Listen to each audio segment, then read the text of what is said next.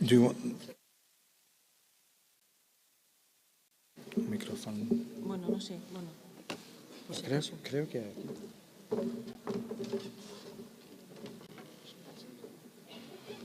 Bueno, ¿Puedes hablar para eso, creo? por si acaso. A lo mejor sí, a lo mejor no. Digo, no, me quedo aquí, me quedo aquí.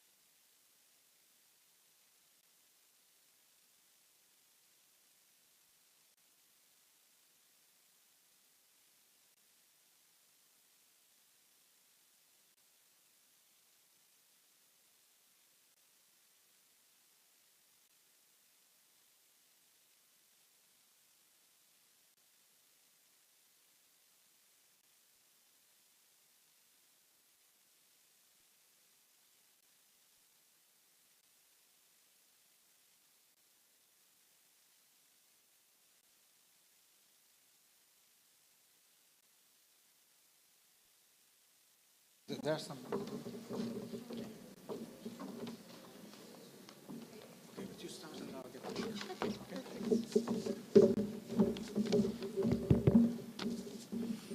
So, hello everybody, welcome back from the lunch break. I hope you enjoyed it. Sunny Lisbon. It's nice to come back to here. So, we will continue our program with going into the different country experiences. And first we will talk about providing new homes under the recovery plans in the Mediterranean area. We will look into the case of Spain, Greece, and France.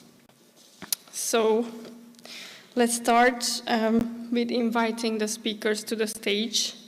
So Maria Montes Miguel from ABS, and Chrysula Kopa from Madat Social Rental Agency in Thessaloniki. So feel free to join me on the stage.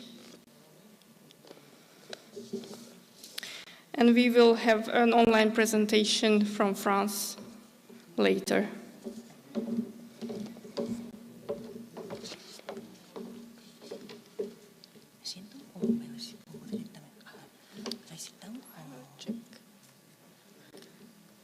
Do we have some microphones for the speakers that we can give to them? I'm asking the logistical team. Can you provide us with some microphones for them?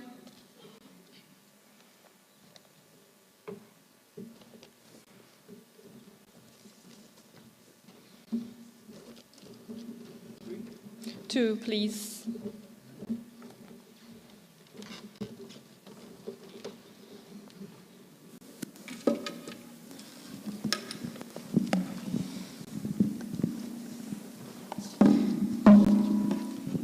Thanks so much for joining me on the stage.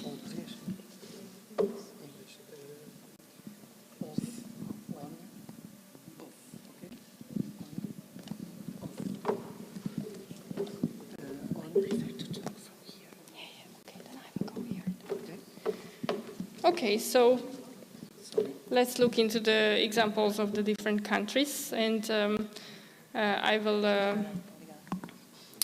I will call Maria here to give her details about the Spanish recovery plan. So Maria Montes Miguel is the Director General of AVS, which is the Viviendas del Principado de Asturias, and so which is the social housing company federation in Spain. So she will tell you more about the experience in Spain. Please, Maria, the floor is yours.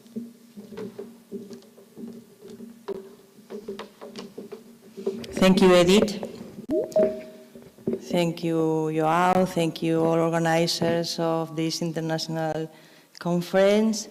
There is always a reason for visiting Lisbon.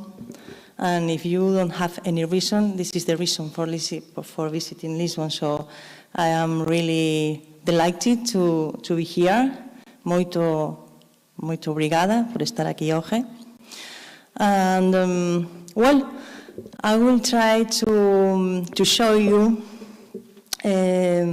the situation in Spain concerning the recovery plans focusing on housing, on social housing mainly. First of all, well, I will try to show you the way from the expectation to reality in Spain with these funds. And first of all, I would like to introduce the organization I represent here today. Is ADS. ADS is the Spanish Association of Public Managers of Housing and Land. We are 145 members in Spain, and mainly public companies at local and regional level. And so members of IBs are municipalities, public companies from the municipalities, and regions and public companies and entities from depending on the regional administration. All of us are managing about 300,000 of public dwellings in Spain in rent. Well, I am going to go to the point. Last year we had many reasons for expectation with the Spanish recovery plan and the total amount of funding that we received from the European Commission. You know that Spain have received 70 billion euros in grants and will receive 70 billion euros in loans. And I think that this is the opportunity to face a deep transformation of our country, to make our country greener, more equal, more inclusive, more digital. So this is, we have never had another situation like this. So of course, there were many reasons for expectation and for optimism. So the plan, the Spanish recovery plan is, I don't want to explain everything, so only the most important questions. That the Spanish recovery plan is, the structure of the Spanish recovery plan is with 10 lever policies and 30 components. It's very similar than the Portuguese plan that João have mentioned before. Well, there is the 10 lever policy. There are the 10 lever policies and the 30 components and the transversal questions, which are ecological transition, digital transformation, social cohesion, and gender equality. But I am going to focus on housing and the opportunity for social housing providers with these recovery plans. So housing is allocated in the first lever policy, and is the component 2 of this lever policy. So the housing initiatives is on the lever policy 1, urban and rural agenda, and the fight against the population and agricultural development, and in the component 2, which is housing refurbishment and urban renewal plan. So what I am going to show you now is how is the development of this plan. So focusing on housing, on October 2021 was published a royal decree in Spain by the Ministry of Transport, Mobility and Urban Agenda, which is it has the competencies on promoting housing policies, but the housing policies is a competence of regional autonomous communities, so the regions. The ministry published the royal decree law. In this royal decree is explain the development of the plan concerning social housing and housing renovation in the framework of a recovery, transformation and resilient plan. There are 6 programs. It is the same than Portugal.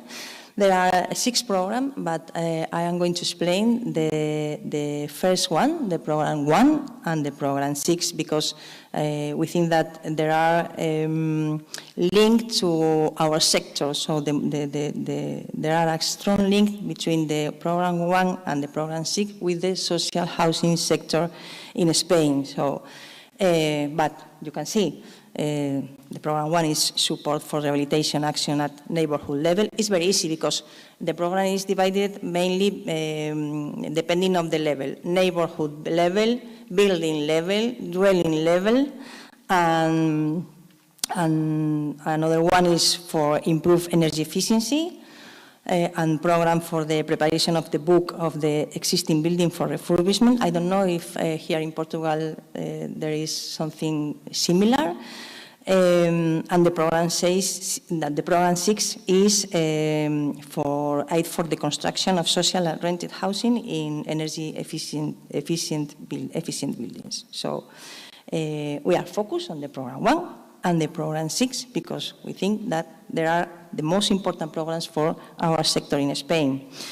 Well, This plan was published on October 2021, and from March 2022 till now, the central government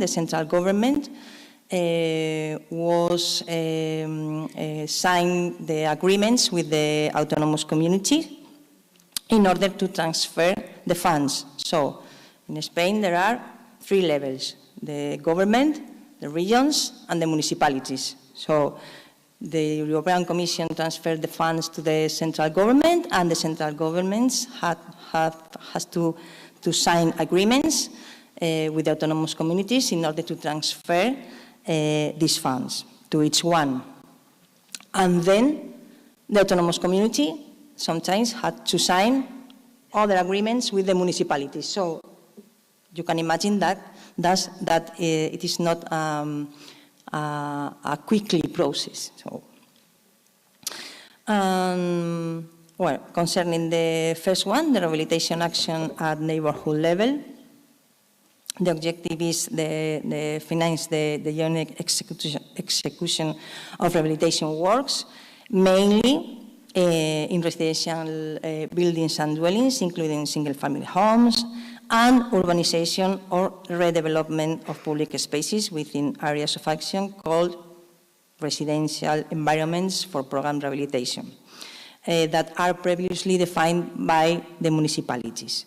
So in Spain, we call this program depraved neighborhoods, so big areas with many buildings, or depraved districts. So it's not only a building, it's a district of buildings, and the idea is to renovate not only buildings, not only dwellings, but the urbanization, the environment, and etc. I'm sorry because it is in Spanish, but I think you can understand well. So what kind of actions can be eligible under this program? So 3 actions: rehabilitations in buildings and dwellings, urbanization, and specific services for supporting this kind of actions in the neighborhood. So, and the grants can be from the 80% till from 40% till 80%, depending on the energy savings. And even the grants can cover the 100% in case of the tenants, of the owners can demonstrate that their incomes are very low or something like that. So it is an important grant for the tenants and for the owners. And the maximum grant per dwelling is between 8,100 and 21,400 per dwelling. So this is a very important program for the social housing sector in Spain, because our companies, our organizations at local and regional level can act as specialized offices for supporting this kind of process of rehabilitation at neighborhood levels. So it's very important for us. So this kind of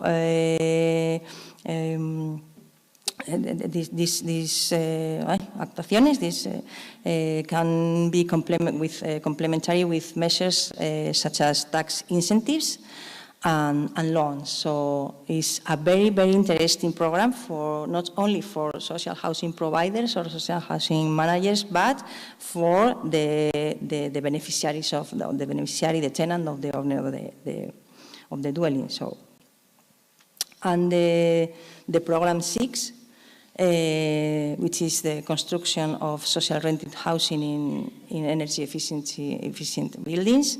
The objective of this program is the construction of social rental housing in energy efficient buildings.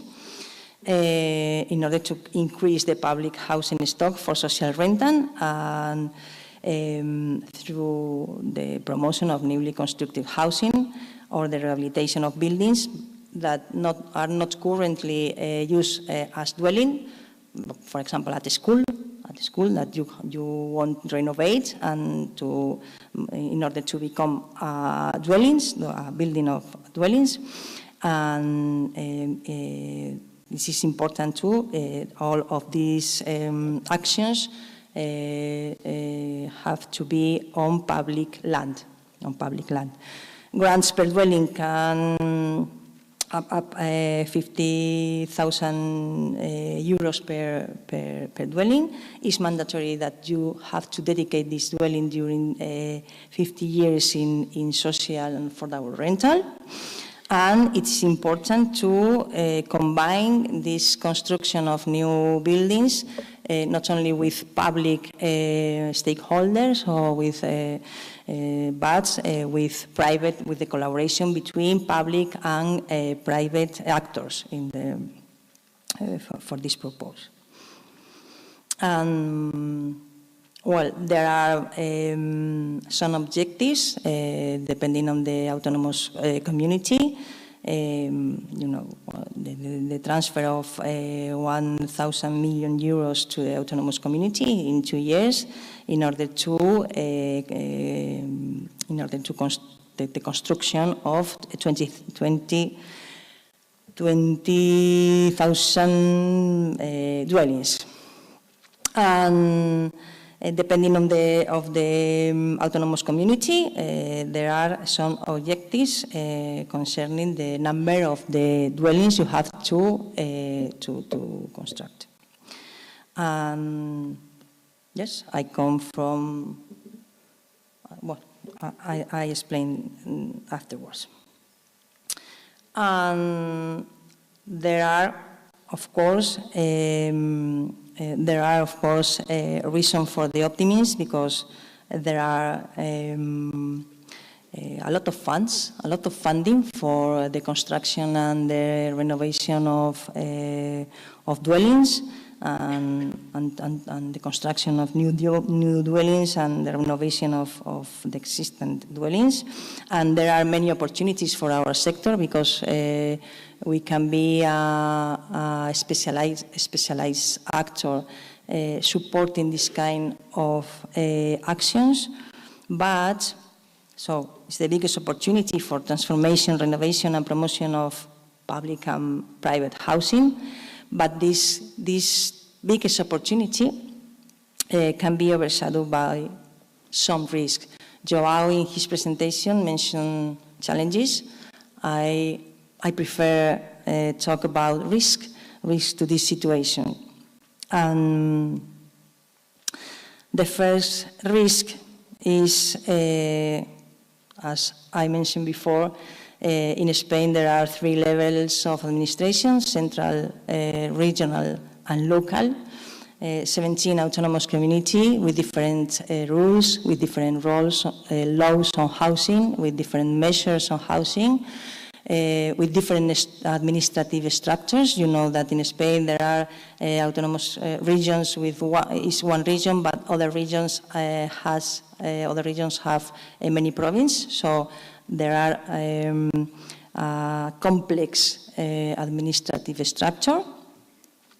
Well, I like to mention that I come from the Principality of Asturias in the north of Spain. This is where I come from. And what does it mean? What that means, unfortunately, that means, this is a joke, but it's to show that it means bureaucracy and slowness, and many people, this kind of funds are new, and many employers from the public administration are really worried about they don't know how to proceed, and they want to ask for requirements, documents, signatures, and it is a very bureaucracy, the bureaucracy in the public administration, in the management of these funds are increases. And this is the first risk we have in Spain. The second one is, as Joao mentioned before, Joao and me didn't talk about the presentation, but in some questions it's almost the same. The second one is the increases of construction costs, not only materials, but energy, and the lack of qualified employers for working in the companies, and this is a very serious problem in Spain currently. The third risk is the increases of the interest rates. So it is a problem for many companies. So for many companies who has to pay debt, and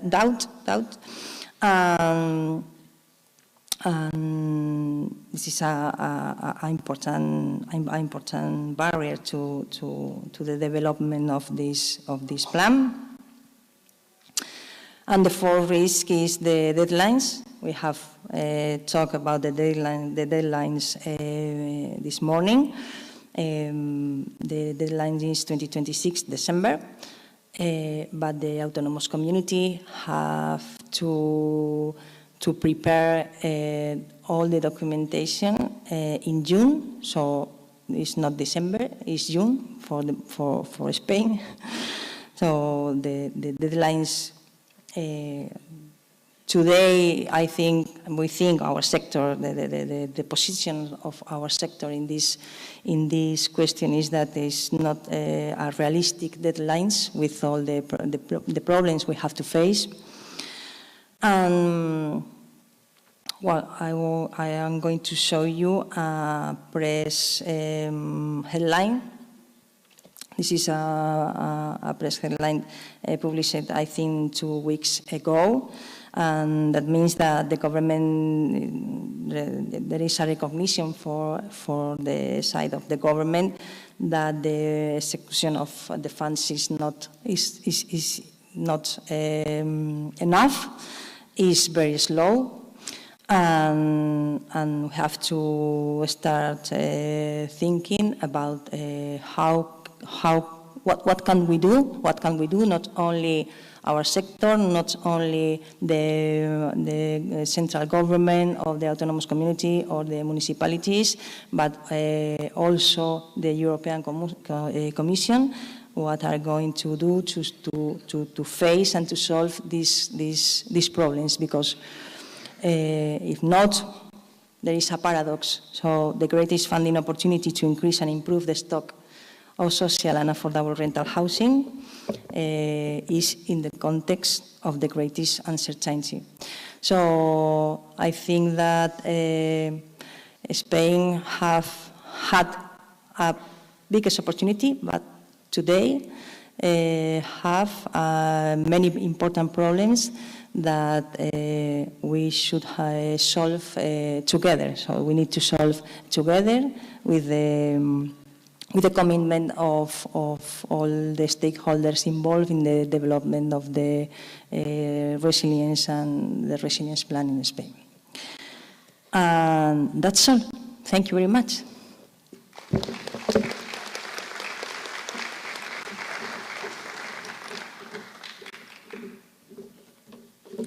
Thank you, Maria, for this presentation, and especially the details on the risks. I will abuse my power as a moderator, and I will ask the first question until you get your thoughts. So I wanted to ask you, Maria, you were talking about the differences between regional and local measures on housing, and you, as a decision maker in AVS, in your power, what can you do to mediate this kind of risk? Who you work with together to try to figure out how to move faster to achieve the target of the recovery plan? Yes. Hola. Hello. There are different situations between autonomous community and municipalities. So there are regions, when I talk about autonomous community, it means regions. So there are regions which have published the calls for grants for municipalities and other organizations to submit their proposals, and the plan can be carried out. But there is a very big concern, even inside the government. The national government. So the head of the ministry called us 1 month ago, more or less, and we were meeting with them, and they asked for ideas for speed up the process of the development of the plans. We told what we think is what we can to do as association of social housing providers and social housing managers is to foster communication actions for our members, training for people who is working at the municipalities, specific training for and give them support for this kind of processes. But as association, we can do so. We can do much more, I think. But it is important that the government, for the government, is important what we think, and what we can do. We are going to support with communication and training and so on the process of the rehabilitation and construction with our members and in general in the whole society in Spain. Yes. Thank you. Does the audience have questions? This is the time. If you have something that you didn't understand, if something was not clear, if you got inspired by some elements of the Spanish recovery plan. Any questions? No, not at this point. Okay. Okay, so then we will move to the next speaker, who will be Karine Puyol from France. She will join us online. So Karine is responsible of the European mission of USH. USH is the Union Sociale pour l'Habitat, which is the French Federation of Social Housing Providers. So Karine, if you are with us, then feel free to take the floor. Yes, I am. Hello to everyone, and thank you for this invitation. I will try to share my screen. So first, can you tell me if it's okay? You see my screen? Yes, it's perfect. Okay. So hello everyone. As Edith said, my name is Karine Puyol. I'm policy manager for Union Sociale pour l'Habitat in the European affairs. So Union Sociale pour l'Habitat is the French Federation of Social Housing. We manage, we have 500 social housing enterprises in our federation, and we represent the interest of HLM organization in France. And we are also a member of Housing Europe. That's why I'm here today to speak. So I'm going to present you, as our Spanish colleague said just before, so I will present the National Recovery Plan for France. He has been, I have a problem. Okay. So this national recovery plan has been presented in France in 2021 in September. So we have a total budget of 93 billions of euros, and 40 billions come from the from Europe. So this national recovery plan has three key priorities. So the first one is the green transition. So green transition means investment for energy efficiency renovation for private and social housing and public buildings, so old buildings. Green transition is also for sustainable mobility, decarbonization of industry, and improvement of green technologies like hydrogen, for example. The second key priority is the reinforcement of the competitivity of the economy, so mainly by a reduction of taxes, reinforcement of own funds of the enterprise, and also investment. And the third key priorities is skills skills, social dimension, and territorial cohesion.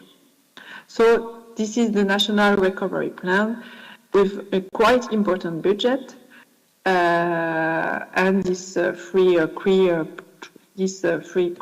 priorities. So this National Recovery Plan has to be spent in 3 years, so between 2021 and until 2023. It's very fast. This is the same rules in all the countries, EU countries, but it's quite it's a big challenge for us and for state. So if we have now, I'm going to focus on the National Recovery Plan and the housing. So housing has been identified as a priority for private sector and also for social housing sector. If we compare with the Spanish presentation, for housing, we only have the opportunity to spend, to have the support from the National Recovery Plan only for renovation, not for construction. And so there is 2 billion for private housing renovation. So it means for private people to renovate the house with a support. The name of the support is MaPrimeRénov', which is quite popular here in France, who give the opportunity for household to renovate their house with a support from this recovery plan. And for social housing, the budget is less important. It's not so ambitious than we expected before the presentation from the government. It's only 500 millions for social housing sector. In these 500 millions, there is 445 millions dedicated for major renovation.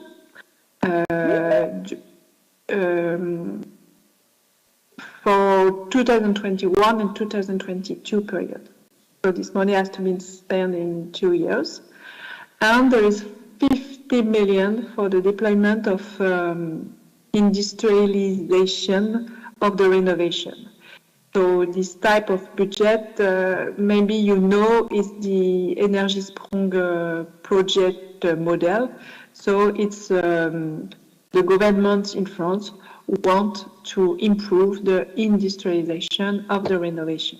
So it's been fast and efficient, fast and ambitious renovation. So with the National Recovery Plan, government want to take the opportunity to improve this type of model.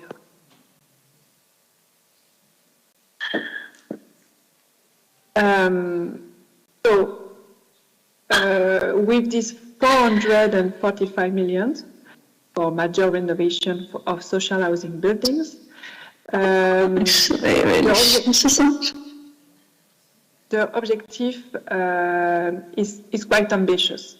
So it means that the project who want the support from the EU have to reach a nearly zero level renovation.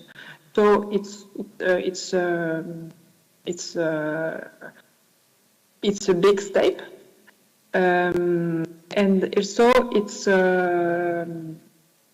for deep renovation. So it means with major transformation of building, with, for example, new elevators, transformation of the dwellings, energy renovation. So it's not only for small works, it's for big and important renovation.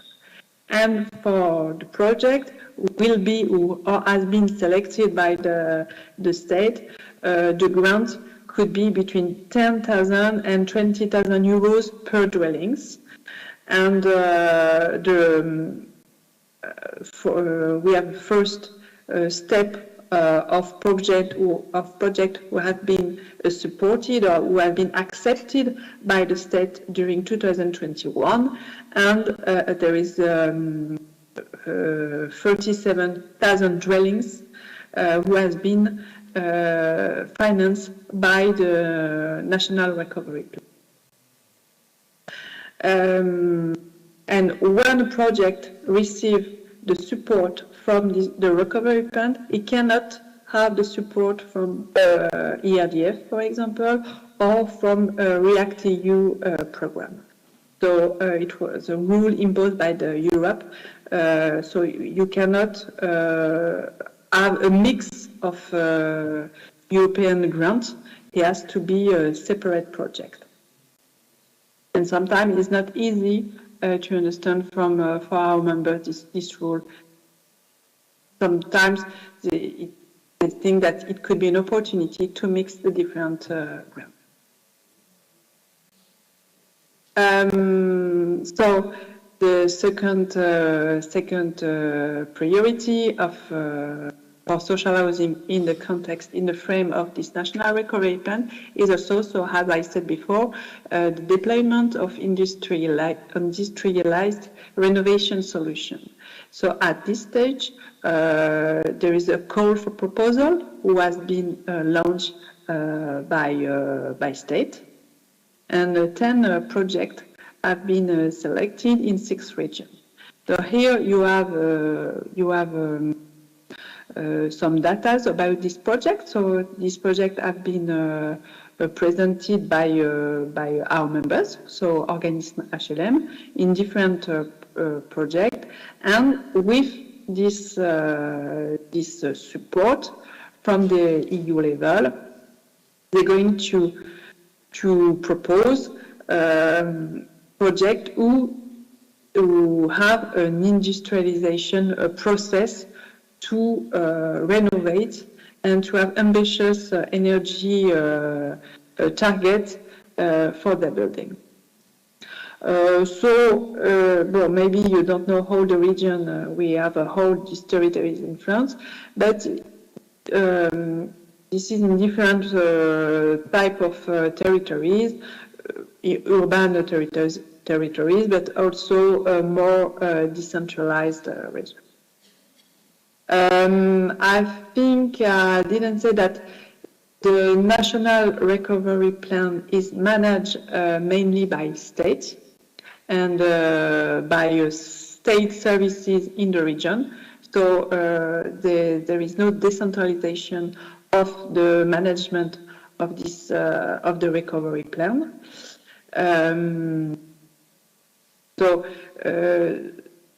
There are all call for proposal for the solution for the industrialization of the innovation solution, or project that you propose to the administration.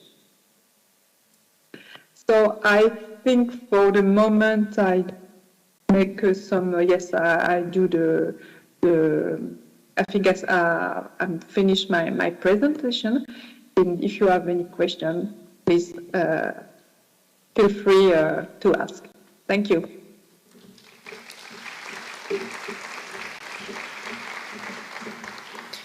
Thank you very much, Karine, for this detailed presentation.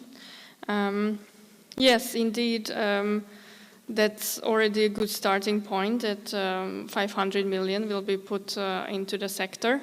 And it's also nice to see that the French government also dedicated some money for industrialized solutions, so to give money for some innovative solutions. So do you have some questions? It is the opportunity for the audience to express themselves if they would like to ask something, going more in detail about some programs that Karin presented. Any questions? Okay, if you don't have questions, I will have one. So, Karin, you didn't talk very much in detail about the challenges. So I don't know if you listened to Maria from AVS before you. She was talking about some risks that could impact the implementation of the plan in Spain. Maybe can you also describe to us some risks, some challenges that you face during the implementation of the plan? Yes, thank you, Edith. Indeed, when I listened Maria before, I would say we have exactly the same challenges.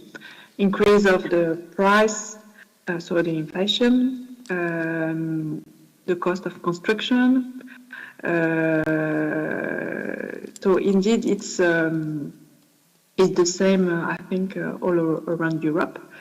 And it could be an obstacle to do the renovation and to implement this national recovery plan. But I would say it's not only for the national recovery plan; it's for all the sectors. In France, we observe an important decrease of the construction of social housing. So I would say it's quite the same challenge as we can observe in Spain, but I would say all over Europe. Maybe concerning the bureaucracy, I don't have the impression for the moment that the way the national recovery plan is implemented in France is so important compared to other process we have in France. So for bureaucracy, I would say it's we can compare. It's the same. It's not a specificity of national recovery plan. We have the same obstacles with other fundings. Thank you. Maybe one more question, Karin, on these industrialized solutions. Can you maybe tell us more about what kind of solutions social housing providers will implement? So, I don't know, will you test some heating or cooling solutions, some adaptation measures, or some measures for accessibility? So, do you have some details about the technologies that you will test?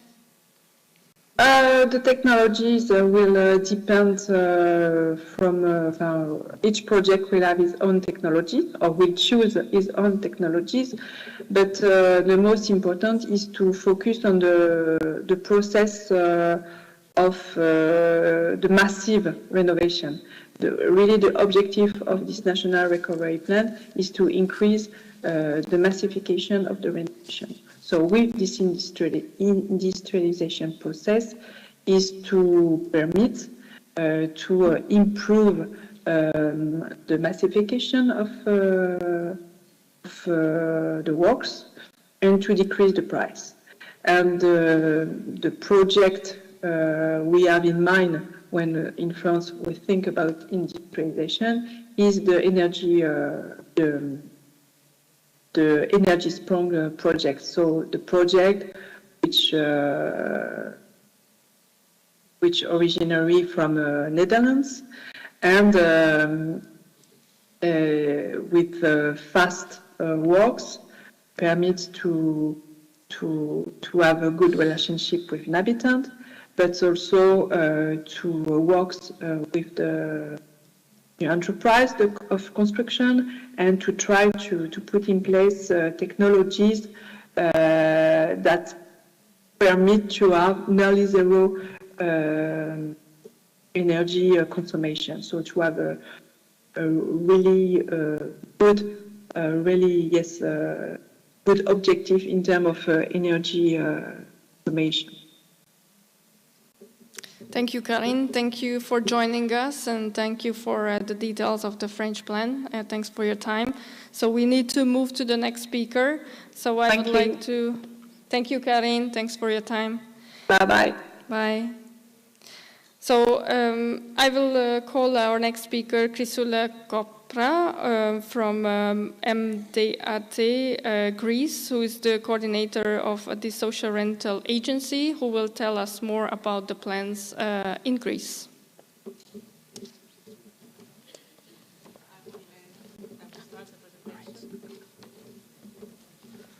Hello everyone, I'm not Chrysula Kopra.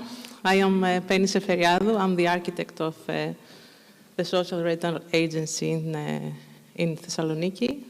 I will make an introduction and then Chrysula will continue.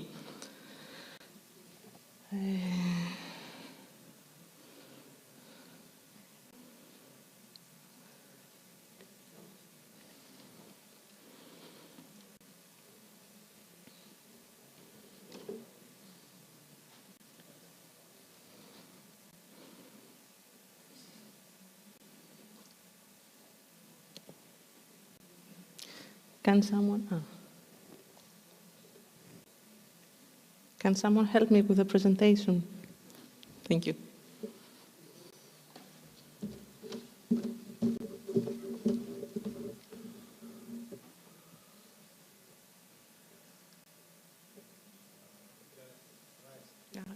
Nope. It's another one.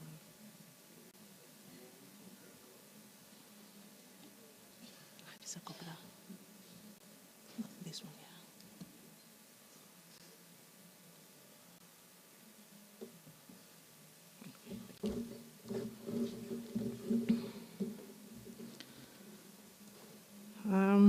So, before I will start with a small introduction about the Greek model and the housing history in Greece in order to understand some aspects.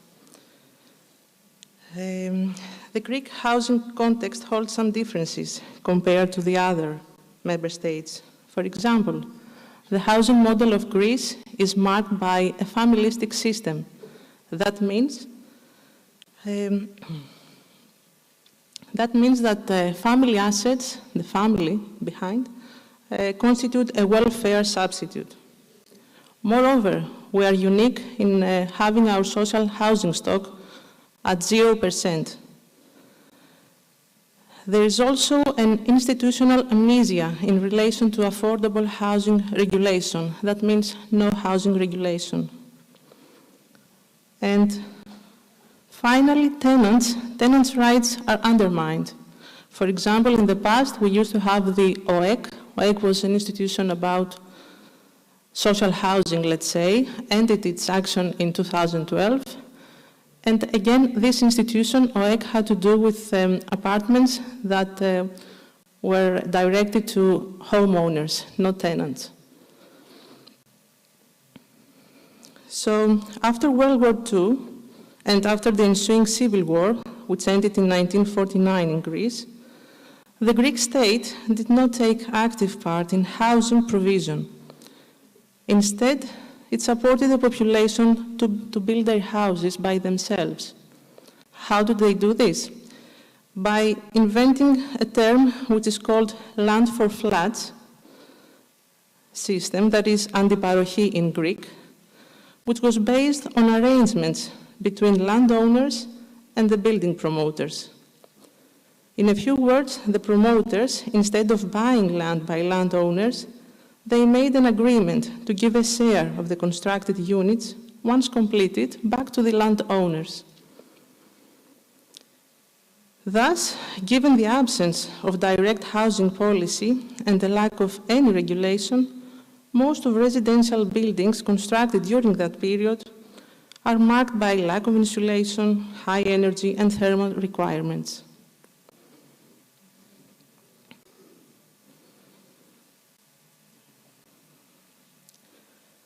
So, I will pass some sayings. Yes. With the global financial crisis in 2008, unemployment rates skyrocketed and the annual disposable income of households fell by 37.6% between 2010 and 2016. According to the 2019 survey on income and living conditions, persons at risk of poverty or social exclusion represented 30% of total Greek population in 2019, and in 2020, the corresponding rates for the poorest households were 39.1%. Finally, a staggering 90.2% of tenants in Greece spent more than 40% of their income on housing. Well, on the other hand, specific subsidies were introduced in order to balance poverty. In a few words, let's say in 2012, we had the heating allowance, in 2015, the housing allowance, and also the minimum guaranteed income. However, all these measures were not effective enough, as the rate of rent increased. The case of Thessaloniki. Thessaloniki is the second biggest city in Greece. And what was found after a research from the university was that rental prices today have exceeded the pre-crisis level by 38%. In addition, the available choices for households to rent at affordable prices is extremely limited. Note that this percentage at the moment that we are speaking is even bigger in 2022. On the other hand, the analogy of tenants compared to the total population amounts to the considerable percentage of 32.9%, a percentage which is not at all negligible. In this graphic, you can see the whole area of Thessaloniki and the corresponding, the adjacent municipalities, not only Thessaloniki. And you can see, first of all, the age of the buildings. In the dark brown, you can see the older buildings, based on every municipality. And also, you can see if they are owner-occupied, rented, or if there is an association ownership of other type of ownership. Most of the total stock of 205,398 residences was built in the decades before 1990. Oh, I'm here. When there was still no energy and efficiency standards for new constructions. The number of residences with no insulation was, let's say, 42.16% of the total stock, and 1/5 of this total stock, around 38,000 houses, was vacant. And moreover, the utility costs, electricity and heating, make up to 50% of household expenditure.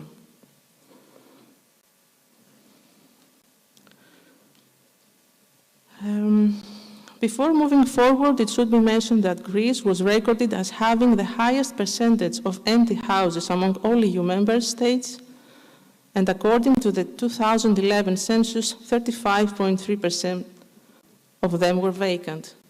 So given the age of the stock, its inadequate construction standards, the high number of vacancies, and the high demand for affordable rent houses, the energy and the structural upgrading of the stock is considered urgent. The RRF in Greece. Greece will receive through the Recovery and Resilience Facility the largest funding in proportion to the size of its economy, almost 30 billion, that is almost 17 of its GDP. What is the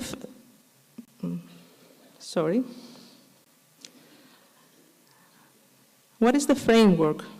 Well, the key national strategy for the renovation of the built environment is the Greek National Energy and Climate Plan.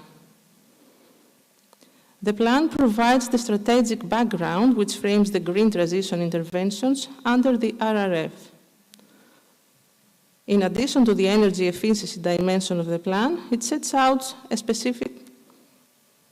specific central quantitative objective, that is 60,000 buildings or building units upgraded per year.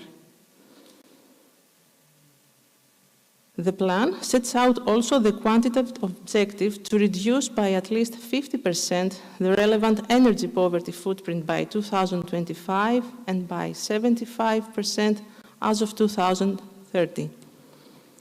So what are the funding instruments in order to achieve these objectives?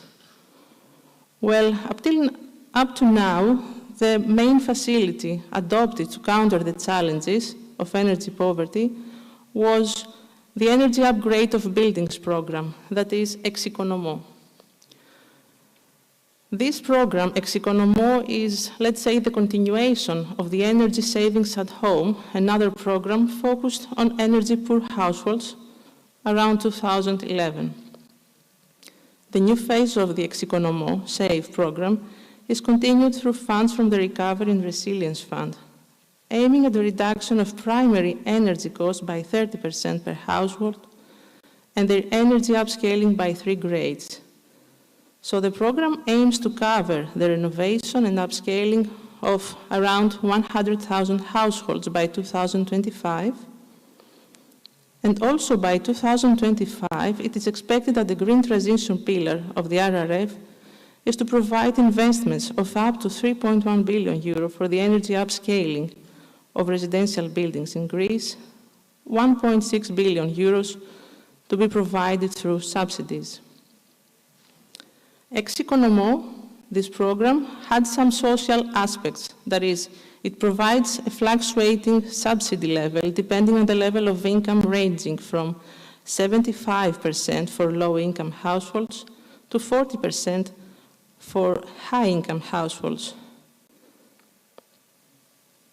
However, although the subsidy seems generous for low-income households, their participation in the program depends on their ability to generate, in the beginning, a priori, a significant amount of their income to cover initial costs.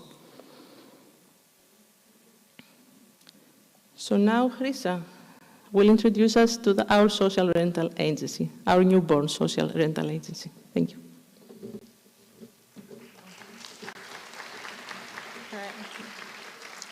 Hello. I will continue and say some specifics about the work that is being done through RRF and the housing policies in general.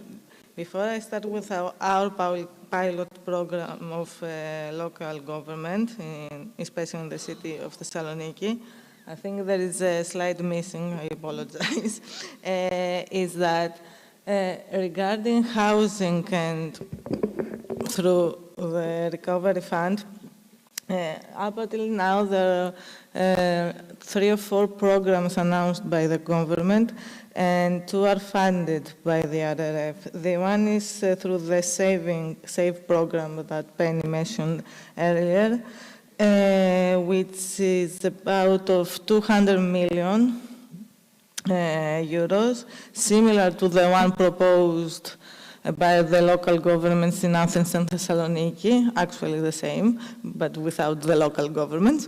And which is to renovate about 4,000 houses, vacant dwellings, and after renovation works are completed by the owners and contractors, these dwellings will be provided for 5 years in affordable prices to vulnerable groups, especially young people under 40.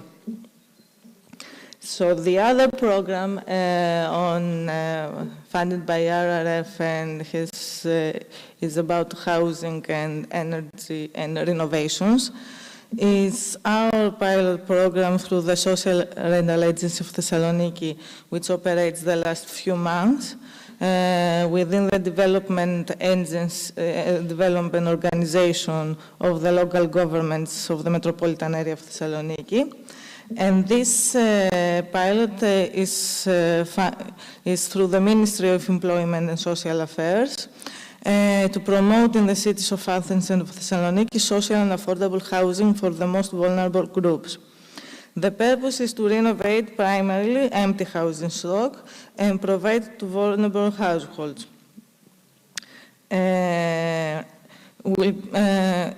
70 houses, dwellings in the city of Athens and 30 in the city of Thessaloniki.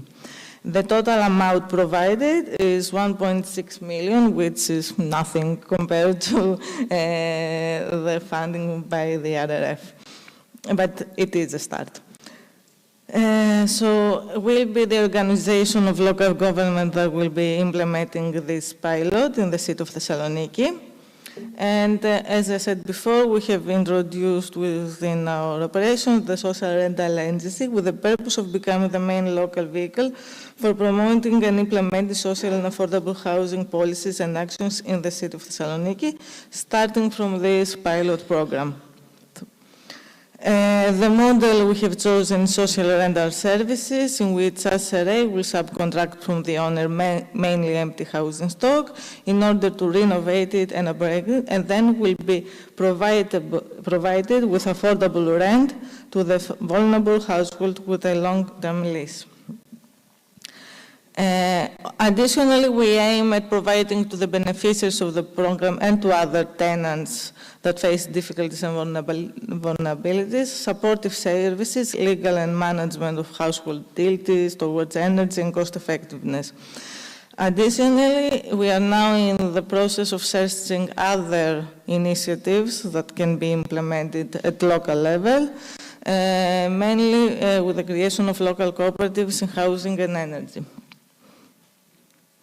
So recently, the direction, let's say, of our pilot program changed by the ministry by removing the possibility of guarantees for the rentals, so jeopardizing its operation for the long run. So without guarantees of rents, we cannot actually guarantee the long-term lease for the beneficiary. So we are focusing now on public housing stock or public benefit foundation to provide for free without rent older and empty property to renovate and then to be provided to vulnerable groups. So another issue is that we are trying to promote housing policies in the city of Thessaloniki, acting as a housing observatory, monitoring the housing market and the needs in the city and wider areas. And we are also conducting studies. The main study in the city of Thessaloniki was conducted 2 years ago, and it was the initial plan for us to go on with this pilot program funded by the RRF. And also now our program manager, Ms. Marichos Gounes, participated in the study commissioned by FANS about the renovation wave in Greece under the RRF, which will be published in the next couple of months. And so we are going to say now that within this study we understood and we realized the challenges that we face for the renovation wave through RRF about the housing and energy intervention, the challenges and our considerations. So one major challenge is that tenants as a group are not included as distinct target groups with tailored measures in renovation programs. Also, tenants are not protected by the program measures, especially the SAVE program, after the completion of the renovation. Additionally, there is this incentive for renovations that will lead to, there is the chance without having legal framework in Greece, as we said before, and without the regulations in housing, these renovations will probably lead to the rise of prices, especially for the tenants. Also, yes, the renovate to sell with support for innovation investment. The challenges are to have a social housing stock and also have a strategy to convert long-term unused and vacant housing stock for use by social housing providers. And also we need specific measures for tenants with embedded protections and 100% financing for low-income households for the SAFE program, because as we said before, they cannot actually pre-finance the renovations that are given, that are provided through RRF. And the main issue is to have a regulatory framework in the housing sector and for housing cooperatives as alternative housing providers and eligible for grants. So this was my presentation. Thank you.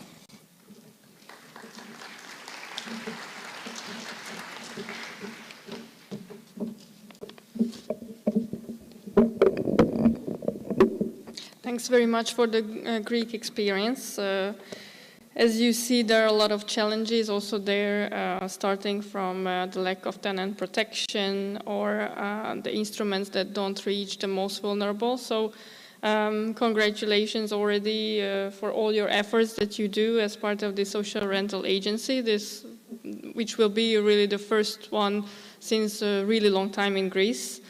We unfortunately don't have time for questions, but please join me to thank all the speakers of this panel with a round of applause.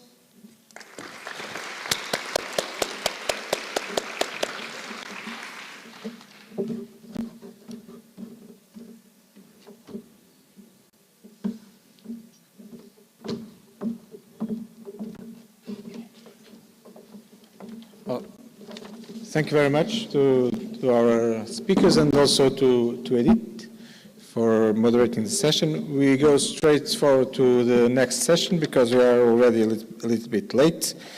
So in this session we have two online presentations. So, sorry for not coming here, but thank you for both of the speakers to be available to come to our conference online. The first will be Joseph Mijalik, is the director of the Office of the Republic of Slovenia for Recovering and Resilience.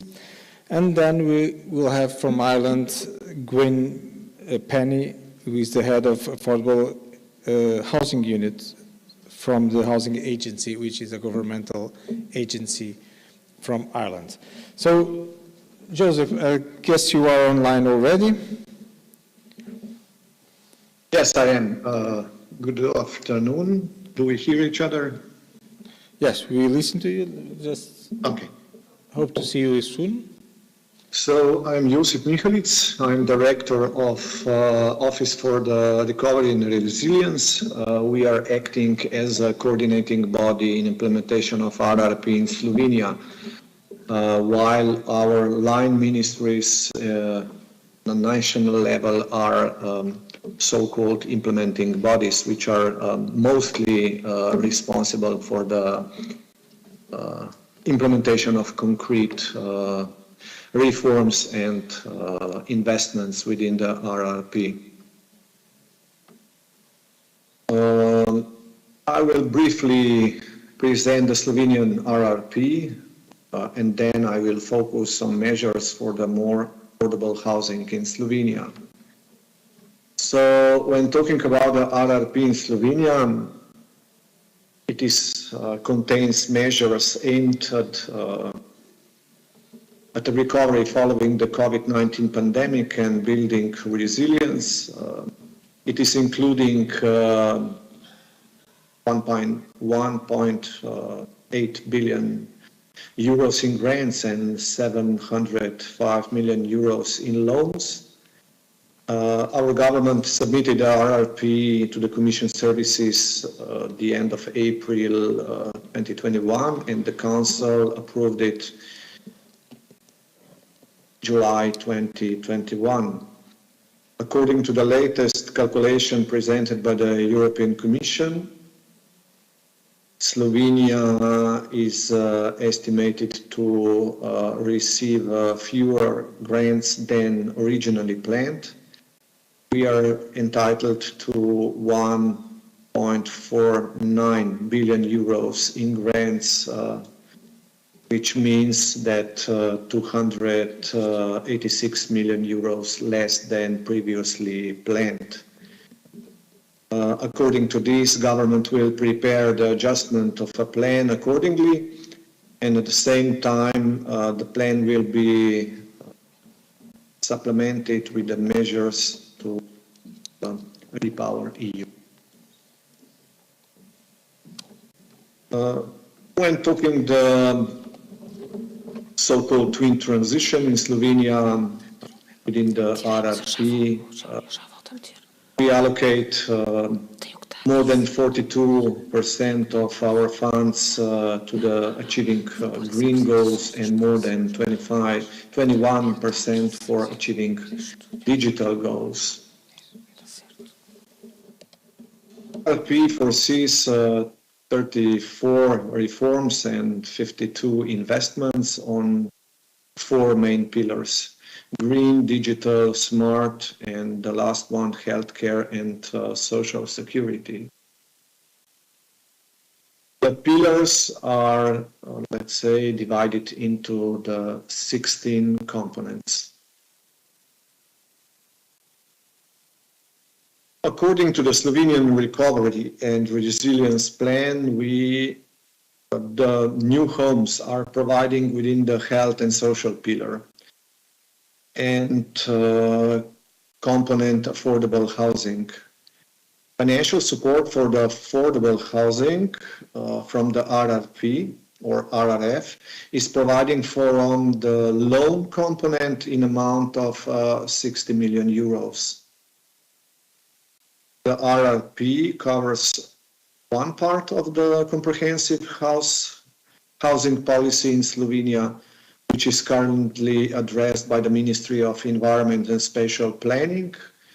And also we are using other national resources in this regard. The component affordable housing addresses the shortage of public rental housing in Slovenia. So access to adequate housing in particularly difficult for young people and young families, the socially disadvantaged and other marginalized groups. According to the SIT, the objective of this component is to establish the condition for the increasing the stock of public rental housing with a reform, the housing policy, and related investments in new rental apartments and acquisition and renovation of existing empty apartments, while reducing housing costs for the target groups, including of socially deprived individuals and families. These investments and reforms shall also address the country-specific recommendations in this regard, where it is defined that we have to provide adequate income replacement and social protection. And it is expected that no measure in this component does significant harm to environment objectives. Then The reform is expected to facilitate the construction of at least 5,000 additional dwellings, at least 1,500 by public housing funds, and 480 by the co-financing project from the RRF. And in this regard, activate of indicative 2,000 currently empty private dwellings to be acquired and renovated by the public and housing fund in Slovenia.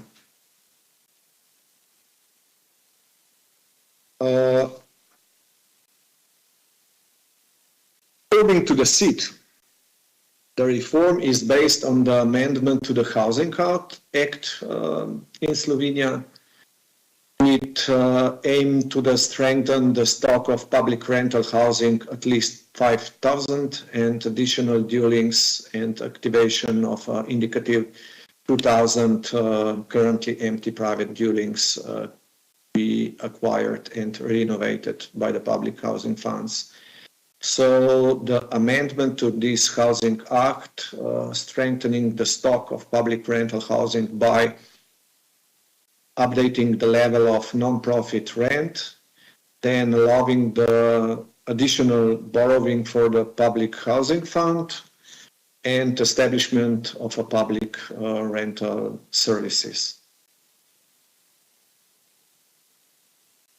The objective of the investments is to reduce the deficit of public rental housing in Slovenia.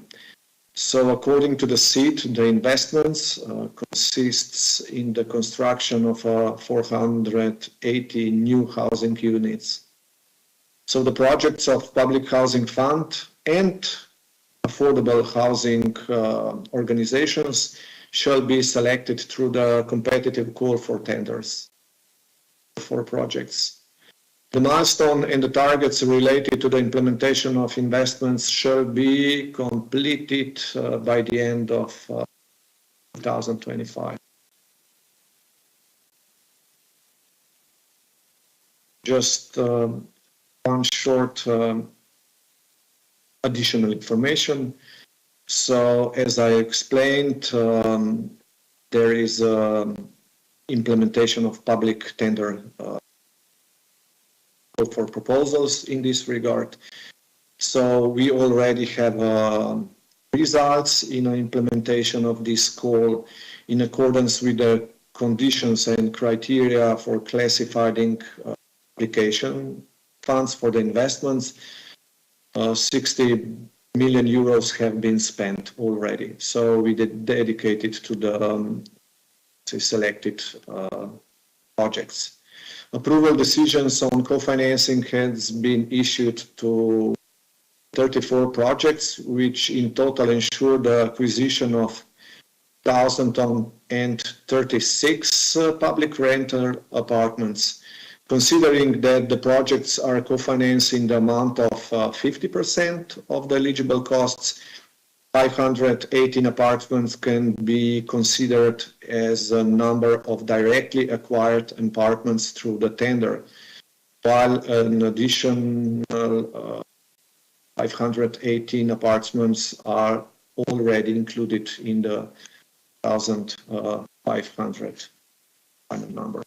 So this is a short presentation from our side. Thank you for your attention, and I'm available for the, let's say, comments in this regard. And also, if necessary, later on, we can provide you with additional explanations together with our responsible implementing body, Ministry of Environment and Special Planning, which is directly involved in the implementation of this part of a plan. So, thanks a lot.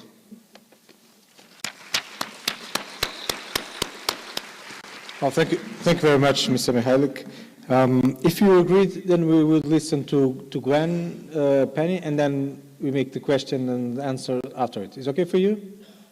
Yes, of course it is. Thanks a lot. Thank you very much. Gwen, welcome to our to our conference, and thank you very much for you and the Housing Agency from Ireland to present. You have your own PowerPoint presentation? I do, yes. Maybe I'll just start to share that, yeah. okay.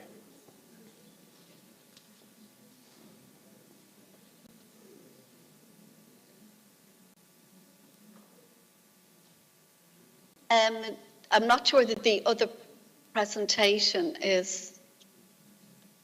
It's okay. We are looking, seeing it. Yes. Yeah.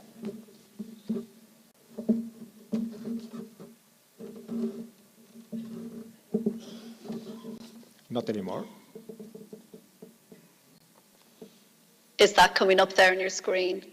Yeah, it's okay. Great, okay. So good afternoon, everybody. My name is Gwen Perry, and I head up the Affordable Housing Unit in the Housing Agency, which is a government body which assists various stakeholders in the delivery of housing and also provides housing services. I'm sorry I can't be with you this afternoon, but I hope you're all enjoying the conference so far. So in looking at Ireland and looking at it from, looking at the recovery and resilience plan from an affordable housing perspective, I suppose I really just wanted to put some of that into context. And I suppose Ireland, as a relatively successful economy, entered 2020 in a good place. We had a record number of people in employment, low employment levels, and our public finances were in surplus. But obviously the onset of COVID had an extraordinary impact, as it did on everybody else, on our economy, but more importantly on our society as a whole. And part of our recovery plan sees our objective to build back our society and the economy in a manner that is sustainable. So an overview of our plan, 3 main components, which I'll come on to now in a minute, 25 measures, a number of reforms and investments in various areas, key milestones and targets set out, and 989 million in grants to be provided. So the overall objective of our plan is to contribute to a sustainable, equitable, green and digital recovery effort. And our plan is based around 3 key objectives, and that is that green and digital transition, which accounts for around 74% of the grant funding, social and economic recovery, and job creation. And I suppose Ireland faces many challenges that impact on all areas of society, but one of those main challenges is housing. And that's really what I want to look at this afternoon. So the recovery plan put in place a focus on a look at legislative reform around the area of affordable housing. And these reforms, will contribute to the housing needs of the population into the medium term, which will in turn help to avoid housing acting as a constraint on our growth post-pandemic.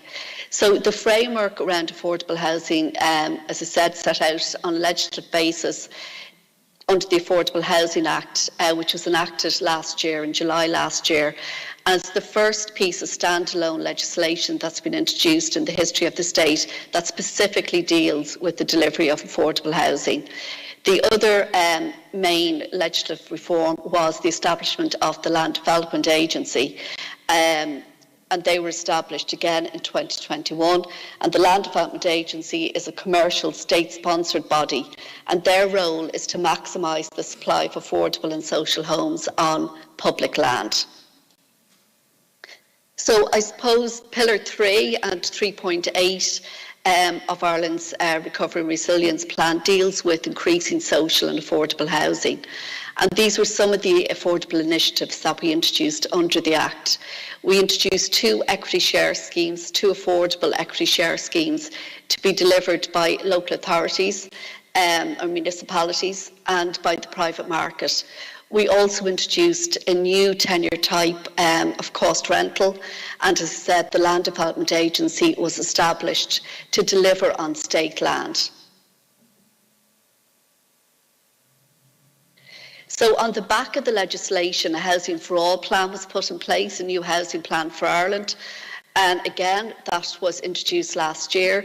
And this really is, it's about sustainability and inclusiveness for all our citizens. There's 4 pathways. It covers home ownership, increasing affordability, deals with homelessness, increasing new housing supply, including social housing, and addressing vacancy and efficient use of existing stock. You'll see there some of the targets that are set out in the plan up to 2030, with the provision of over 300,000 homes, 90,000 of them social housing, 36 affordable purchase, 18,000 cost rental, and the delivery by the private market of 170 private homes during that period, with an investment of government commitment of 4 billion in housing per year up to 2030. So what are some of the initiatives we've introduced? As I said, we've introduced 2 equity share schemes, one to be delivered by the 31 municipalities in Ireland who will deliver on their own land, and a first home shared equity scheme to be delivered through the private market, through private developers on private land, aimed at first-time buyers. But again, we've also introduced a new aspect to that for fresh start applicants, for people whose circumstances may have changed, who will be able to apply for affordable homes. As I said, it is an equity stake model, and the equity there is there to bridge the gap really between what somebody can acquire through a mortgage under central bank rules and in what they have as a deposit.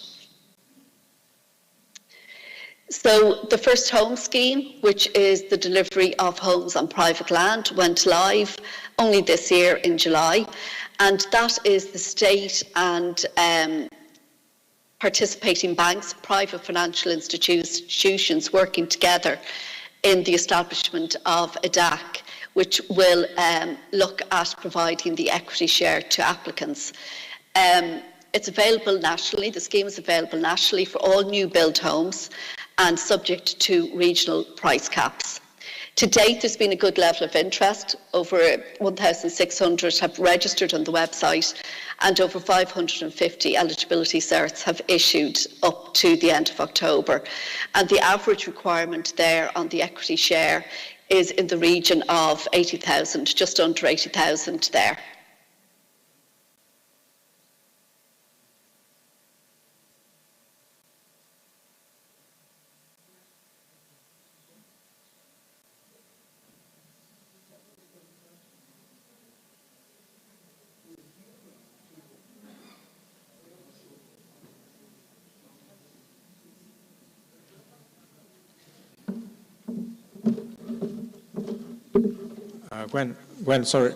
Gwen, the mic is offline.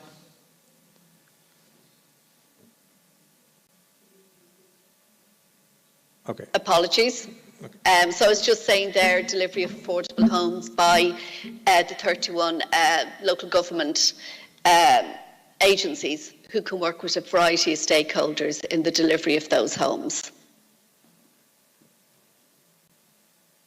And to help local government, the state has established an affordable housing fund which allows local authorities access funding to assist them to deliver both affordable purchase housing and the new tenure type of cost rental. It's a grant to local authorities, and its subvention of 50,000 up to 100,000 per dwelling is made available to them to make those houses more affordable. To date, 27 applications have been recommended for approval, covering 1,871 dwellings, with a total recommended funding level of just over 158 million. So that just shows the sustainable model built into this, in that we know that those homes are in the pipeline in the medium term up to 2024, 2025. And obviously that application process is open. It's a rolling call. As I mentioned, cost rental, which has been a success story elsewhere in Europe, is new to Ireland, only introduced last year, and it's based on the cost of provision and not on what the market can bear. As you may be aware, as in other European countries, we've quite a high level of market rent, and high demand. So it's anticipated that delivering cost rental at scale will help to moderate overall the rent levels in the private market. So how do we achieve the cost rents? It's, you know, I suppose our model is slightly different maybe some of the other models operating in Europe. It's really about long-term finance. It's about keeping the costs down, and it's about collaboration. All stakeholders working together to deliver cost rental homes. And this is just the model that we use here in Ireland. Obviously, the only income a person has in delivering cost rental homes is the income, and that income is based on the acquisition cost, the capital cost, the fees, or the construction costs, and the various costs that are associated in constructing a development, and also the operational costs of the organisation, be they management, maintenance, or life cycle planned replacement costs in the scheme. So as I said, all that equates to the tenant rent, which is the only income you have to sustain the properties. The cost rental model in Ireland to date has been delivered by the voluntary sector, by approved housing bodies, and a total of 444 cost rental dwellings, all managed, as I said, by approved housing bodies, have been delivered to date since last year only, and a further 508 cost rental equity loan, and I'll come on to that later. It's a loan that's been introduced to help approved housing bodies deliver cost rental homes, and 508 are scheduled for delivery to the end of Q1 next year. The Housing for All plan sets a target of 18,000 cost rental homes up to 2030, and we look at achieving in cost rental a discount from market of at least 25%. This is just to give you a flavour of some of the schemes that have been delivered in the last year. This is Taylor Hill in Balbriggan, which is just County Dublin outside the city. 25 homes, rents achieved there of 935 to 1,150, 2 and 3 bedroom and 4 bedroom homes, and we were able to achieve, using the cost rental equity loan, a discount from market of around 40%. Another scheme, and this I suppose is where you know, the collaboration between various stakeholders came into play. This was state land, and actually 2 approved housing bodies responding to it developed this site with the help of the local government authority, Dún Laoghaire Rathdown, in developing these 155 mixed tenure social and cost rental homes. And really the key to providing the low rent there of 1,200 was the site was provided by the state. The infrastructure was partly funded by subvention, and there was long-term low-cost finance provided by the Housing Finance Agency. So it just really shows what can happen where various stakeholders work together. And this is just another scheme, future scheme, that the Land Development Agency, working with Dún Laoghaire Rathdown County Council, will deliver 597 homes. 300 of them will be delivered as cost rental, and the rest as affordable purchase. So some of the mechanisms, I suppose, just to recap on the mechanisms available in Ireland to help deliver affordable homes at reasonable costs. I suppose we have state land may be available at low cost. We have the Affordable Housing Fund, which is a grant to the municipalities, or we have the cost rental equity loan, which the voluntary sector can avail of to reduce the initial cost burden. And that equity loan is spread over 40 years. You don't have to repay it during the 40 years, and there's 1% simple interest accrued every year. The long-term debt arrangement that's in place for local authorities and for approved housing bodies to the Housing Finance Agency, with fixed rates for 30 years provided and variable from year 30 to year 40, has made a big difference. And as I said, the Land Development Agency working as one unit to bring various parties together to deliver on state land and through the private market as well. So challenges, yes. I'm sure everybody attending the conference, their own countries has challenges. Here in Ireland, same as everywhere else, we have a rising interest rate environment. Cost of construction has gone up, high inflation, a lack of supply and high demand for affordable homes. And really our focus in looking at our recovery over the next number of years is we're looking at the reform of our planning system. You know, we're looking at various ways we can meet the challenges in trying to close the gap in the delivery of homes and that viability gap between people delivering on site and being able to deliver on site. Delivering, so really looking at our state lands, bringing them together to deliver social and affordable homes, boosting the construction industry through the delivery of affordable homes and cost rental homes, and increasing the construction sector capacity. And I suppose it goes back to one of the main objectives of our Recovery and Resilience Plan is really about job creation, and to a large degree some jobs have been lost, and it's really, we're very much focused on reskilling and upskilling people who maybe have lost their jobs, and really trying to increase apprenticeships in the construction sector. So just to finish on this, and I suppose we remain optimistic. We continue to deliver. The Affordable Housing Act has only been in place for a year, and we have managed to deliver affordable homes and will deliver more next year. But we're learning by doing. It's all new. We have to make sure that wherever we deliver, that the tenant or the homeowner is satisfied with the product and they understand the product. You know, it really is about now building capacity and expertise in the construction sector, in the housing sector as a whole. There is government commitment. We have received grants through the Recovery and Resilience Plan. It is about opening up, bringing in new providers, the establishment of the Land Development Agency and their link with private developers, and delivering on state lands will really help as well to increase numbers. And it's really about, I suppose, growing confidence again, growing confidence in society and our economy, and just increasing public understanding. We have a number of new initiatives here in Ireland to deliver affordable homes, and it's really about getting the message across to the public of the various mechanisms that are open to them to avail of those homes. So I'll finish on that slide. Thank you very much for your time.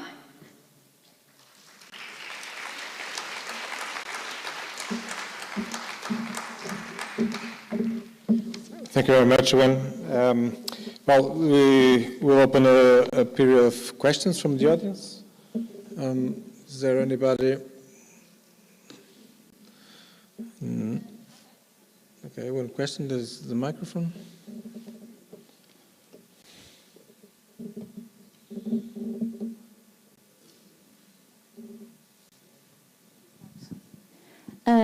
Good afternoon. In terms of GDP, it's the percentage that is that represents in your GDP this resilience plan, please?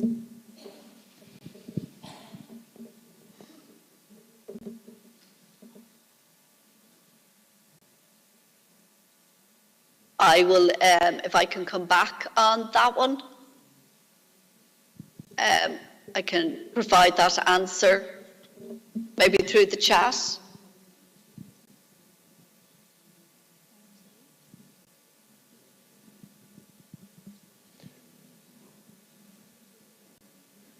Mr. Mihail, are you with us?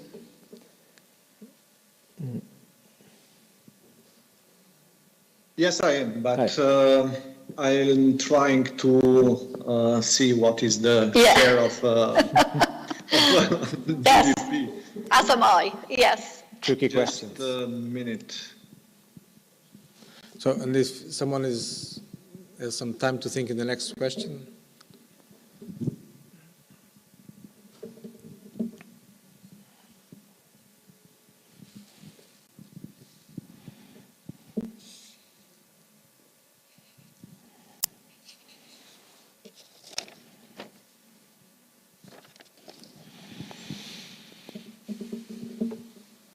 if I'm correct, Slovenia. I have the gross domestic product in Slovenia was worth around 61.53 billion US dollars in 2021, according to the official data from the World Bank.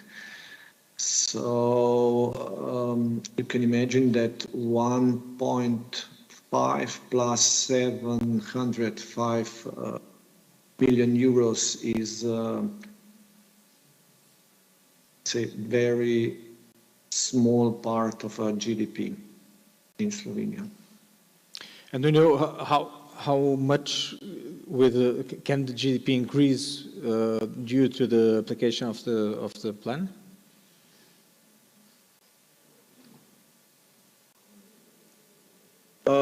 I have no information right now in front of me. Okay, no problem. And I do apologise as well, I don't have that information here with me. Okay. I can certainly reply directly back if the speaker would like me to get that information.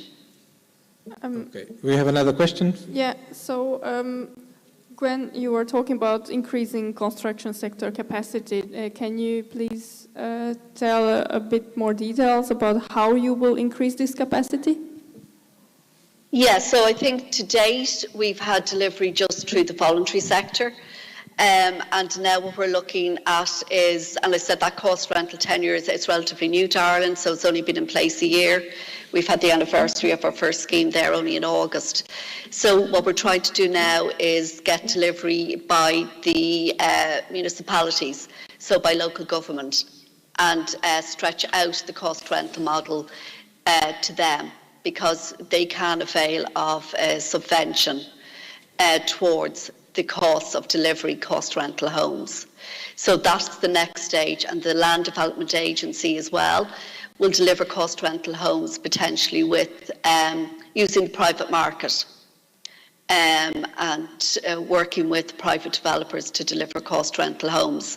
So we're very much at the start of the journey of cost rental, and really, as I said earlier, we're learning by doing. So trying to establish it first and then broaden it out. Okay, thank you very much. Maybe just one last question for both of you. It's during the day, we've been presenting the national plans from the different countries, and there is one common line when we think about how to do this until 2026. And well, the majority of the countries say that it's quite difficult to implement the program due to many reasons, like the lack of materials, increase of prices, the lack of workers, etc., etc.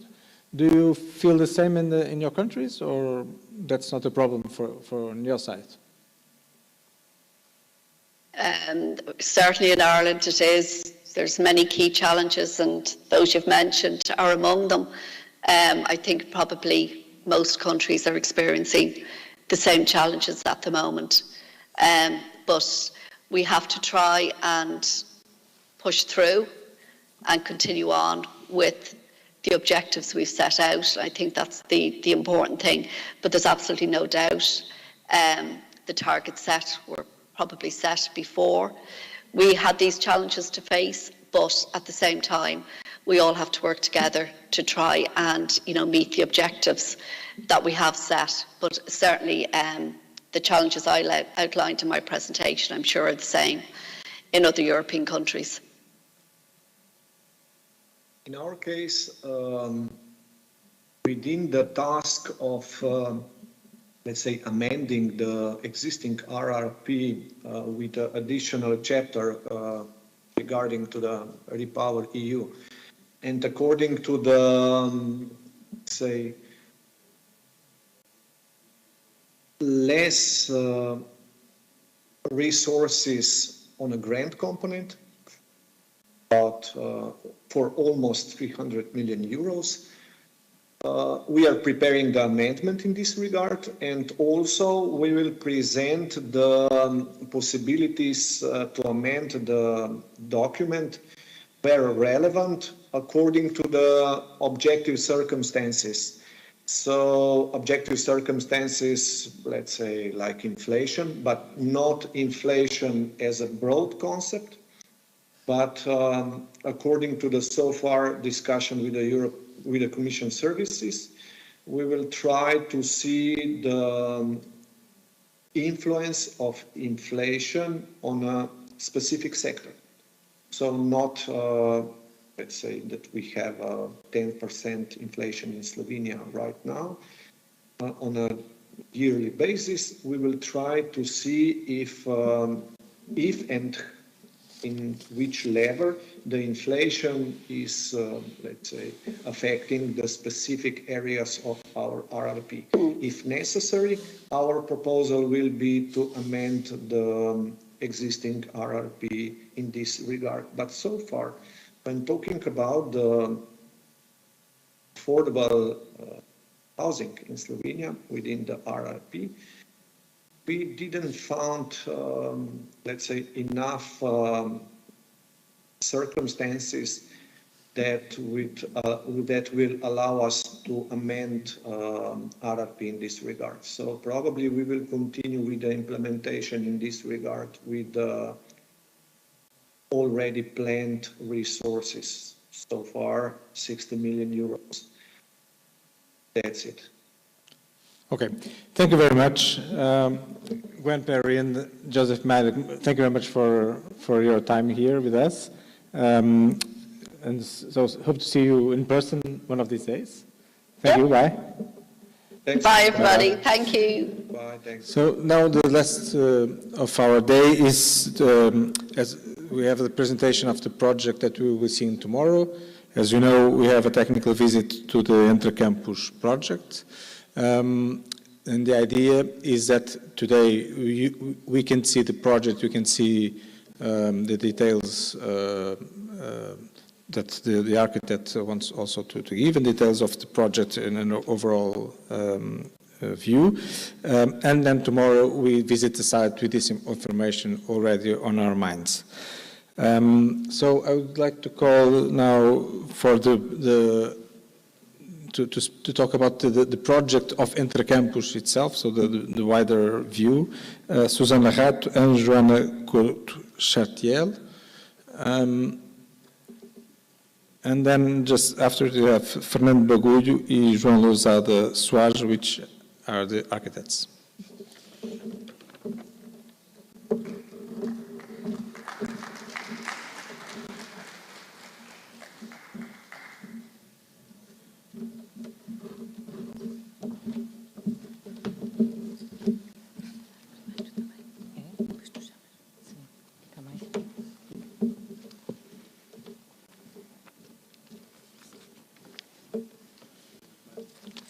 A apresentação está aqui.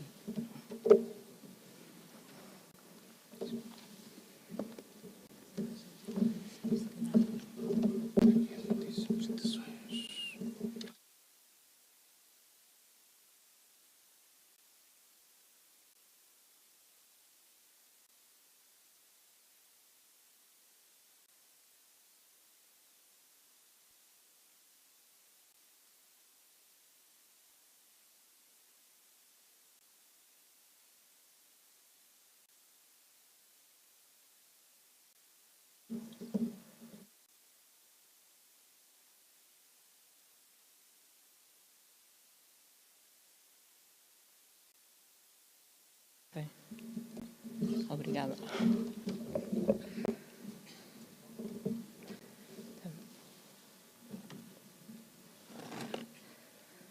Good afternoon. My name is Susana Rato. I work in SRU. It's a rehabilitation society. It's a municipal company.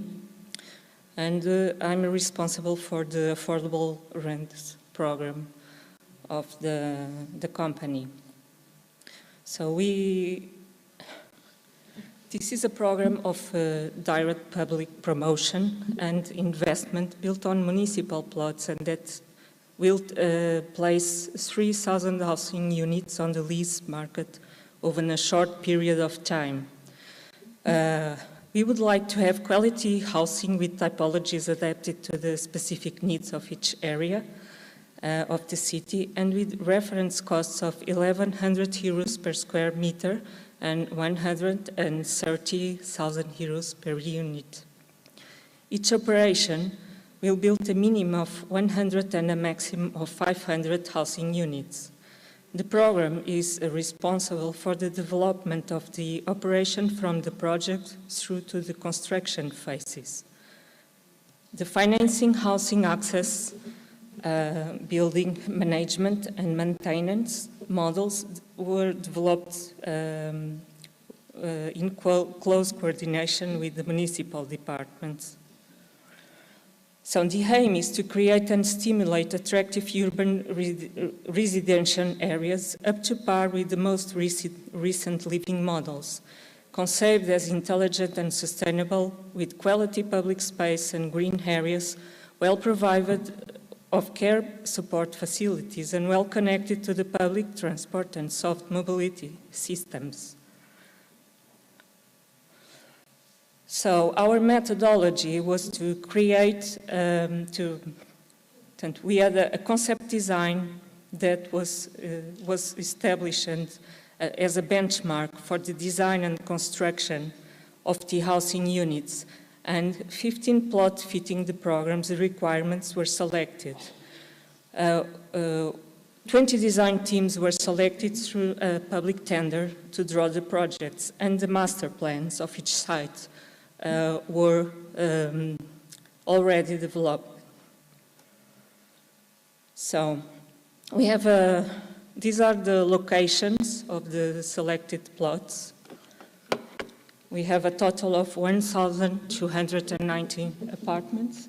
And in the, we have we have 466 housing units in the central area in Entre Campos. This is the plot intervention, the pilot intervention, sorry. And we have 1,346 units in the western area and 378 units in the western area in Marvila. So now I'm going to call Joana. Joana Couto works with me. We started 4 years ago with a small team of 4 architects and a landscape architect. And Joana is going to present the concept design. Thank you. So good afternoon. So we started by thinking what was the minimum unit or the minimum cell that could be used. We needed to find a concept which would be reproducible in a large scale so that it would make easier for the architects and the teams building or designing the projects to implement and to go through the design quicker. So basically, and to simplify some of the issues, we'll try to go through them here. So we have this one cell, which is the minimum element of the concept design. Then a number of cells put together, they build one unit. You'll see that better on the next slide, but just to give you an idea.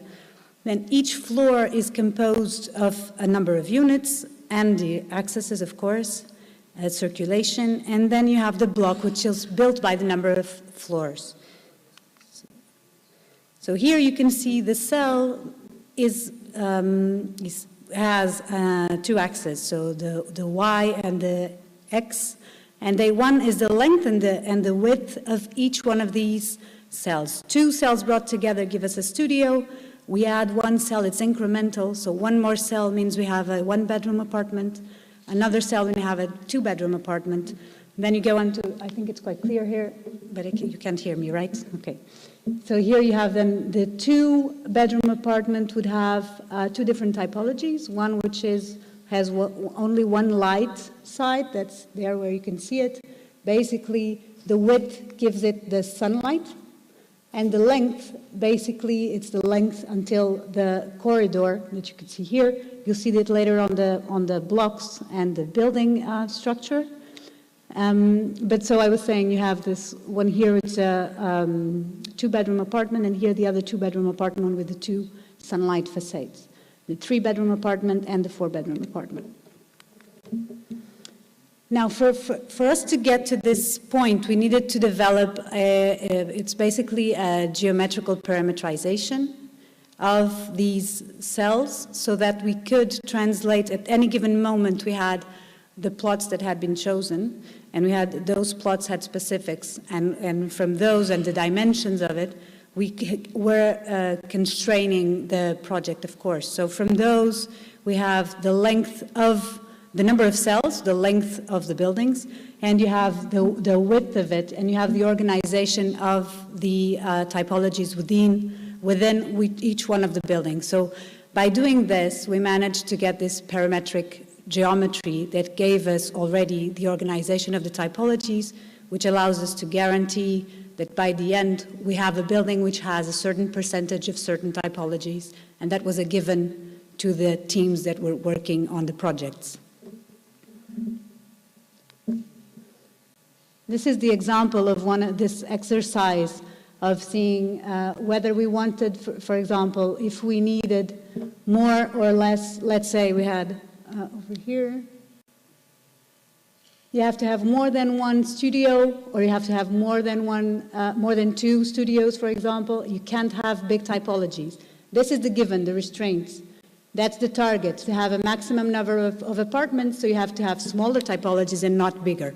The geometric algorithm, let's say, of this geometrization allowed us to get to this point much quicker. We studied several lengths and widths to get to the X and the Y, the optimized X and Y, and we reached this conclusion, that these modules indicated there were the ones that worked better in terms of the geometry and the space that was the result of the building and then the concept. And so we advanced or moved forward with these 2, and they would be used in different plots. So for the whole building now, the general concept would be, even before we had in Portugal the new regulations on the NZEB, we already implemented these principles in the project. So we have certain characteristics that are common to all of the projects developed. That would be, we have to have centralized systems and centralized heating systems, so energy production on the roofs. We have the floor, the typical floors of the housing. Also, we have the apartments, and all the infrastructure is concentrated around the corridor, the central corridors, on the ceiling, and all the let's say, the humid areas, the bathrooms and the kitchens are close to these corridors, as to centralize or to gather all these areas together. And then we have the vertical access routes and structure, as always, but with this grid, it also helped us optimize the construction and simplify it to a maximum. As to always with the objective, it's affordable rent housing, so it has to be very much control cost. I mean, the cost control is very, very important. On the ground floor, there we have the building facilities, common areas, laundry, bike parking, lockers, and a multi-purpose common room that could be an extension, or that was intended to be as an extension of the apartments.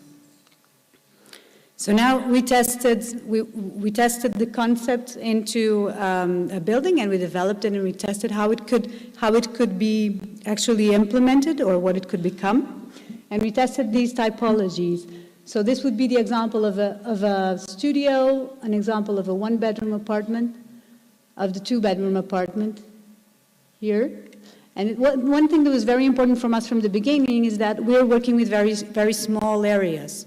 So because of that, it was extremely important that the balconies be seen as an extension of the house. So we always have this long balcony in each one of the apartments, and they serve exactly as the extension of the personal private space, let's say.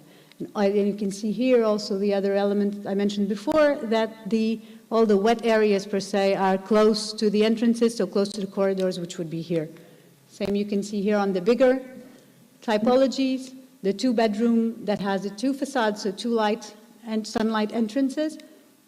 And by adding one more cell, then you have the three-bedroom and the four-bedroom with another cell.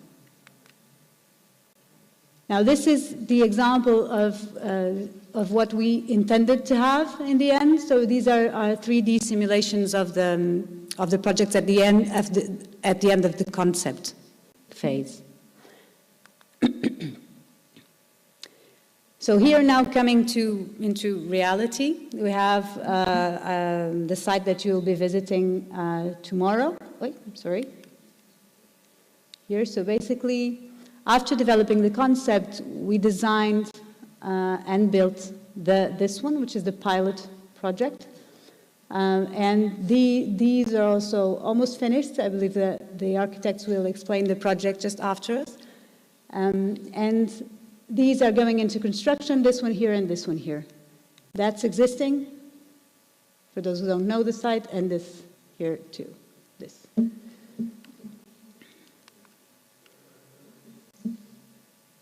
So that's what we'll have in a couple of years, with the one very central part of the plot here is that all the parking is on this end underground, and there's a space that leaves space for a very very nice scale garden in front and in between all the new buildings.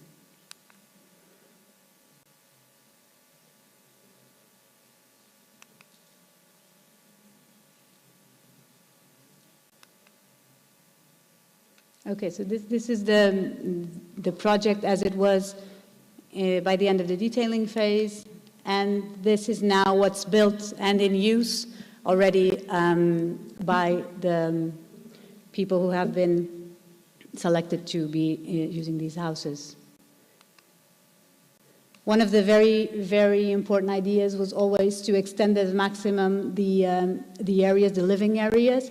So this relation between the living rooms and the rooms was very important, and the relation with the windows also, which you will see afterwards.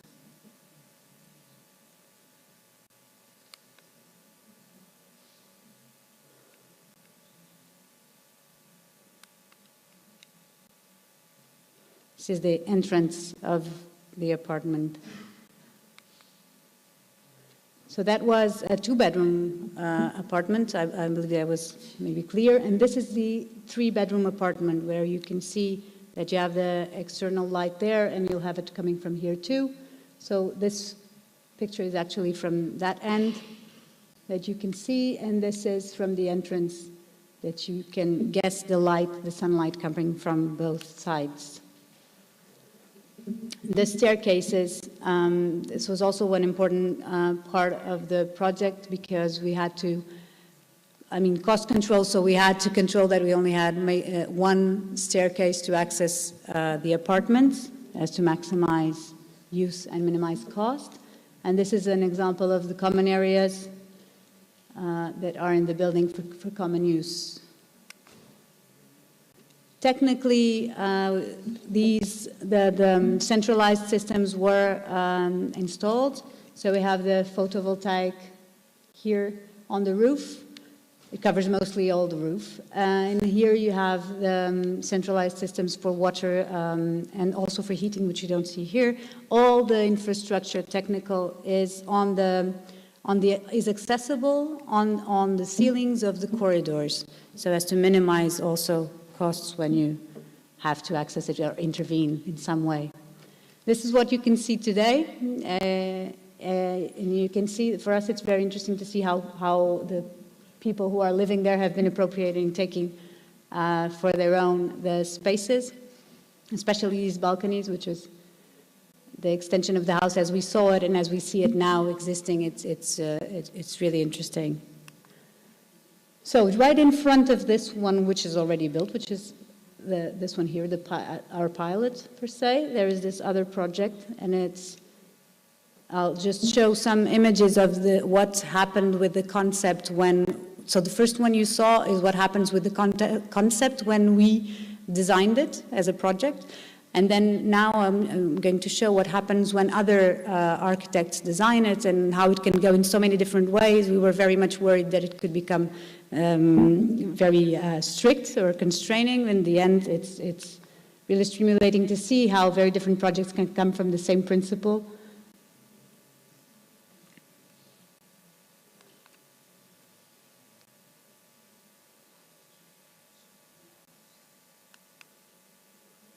So this was in the center, in Entre Campos. Now you're going to see, like as Susanna mentioned before, that we had interventions in many other sites in Lisbon, and here in Marvila, it's the biggest part of the other developments. It's an area that's very strongly still rural in its conception, let's say, and it has many areas that are still, as we see in the images.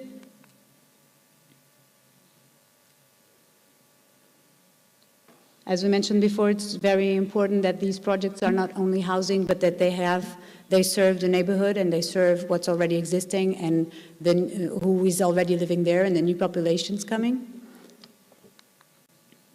So here are the example of some of these interventions for Marvila. I'm only going to show the images of 2 or 3 going on, but you have a number of them. So we're going to see this one here first, and this one here afterwards. So this is the river for those who don't know Lisbon that well.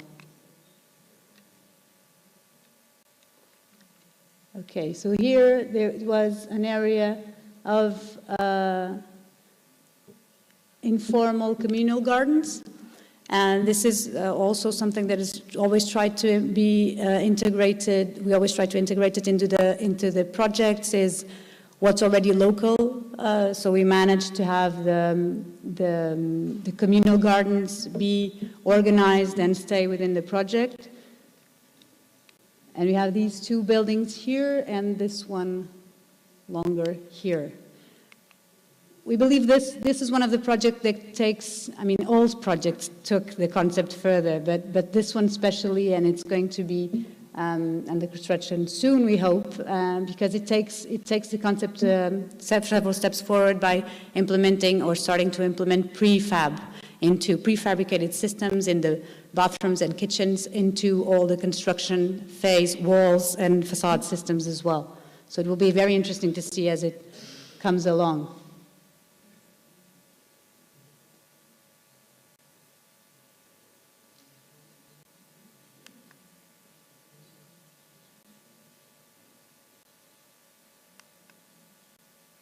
Okay, this is now the other project closer to the river and closer to the future park that's going to be here in Bairro do Alfinete.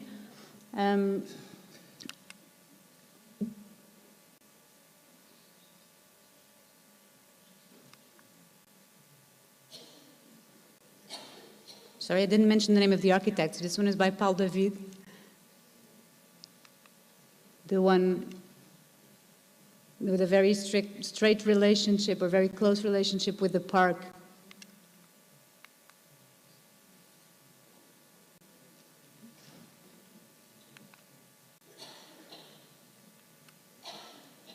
Thank you very much.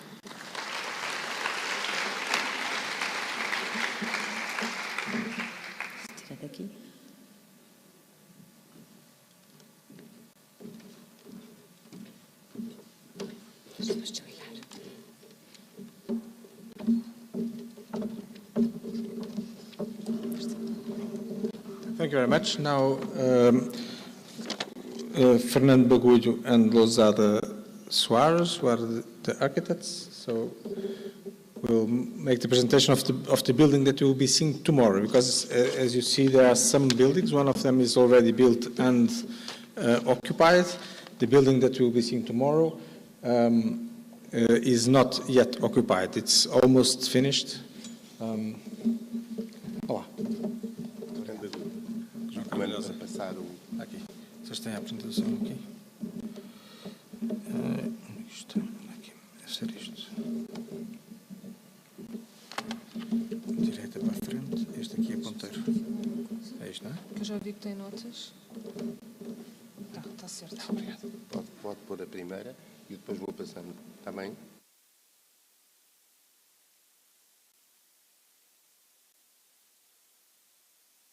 Afternoon. Thank you for having us. We will go to present. We will go present the case study.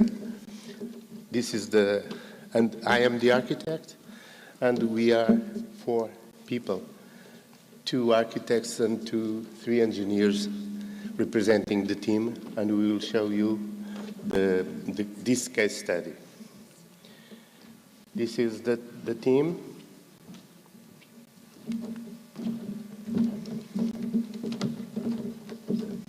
The Tears do Chiado, the siege is in Chiado in Lisbon, is an old part of the city. And it's very interesting because it was rebuilt after the earthquake with a very stricted plan of reconstruction, and the stones came from every part of Portugal. It's an industrialization in the 18th century. And our office is very linked, very attached. You see, this is the facade, and you see the facade of the building you are going to visit tomorrow. And there is... Sorry. I'm sorry. No, okay, I will stay here. And you can see, it's okay. It's better to...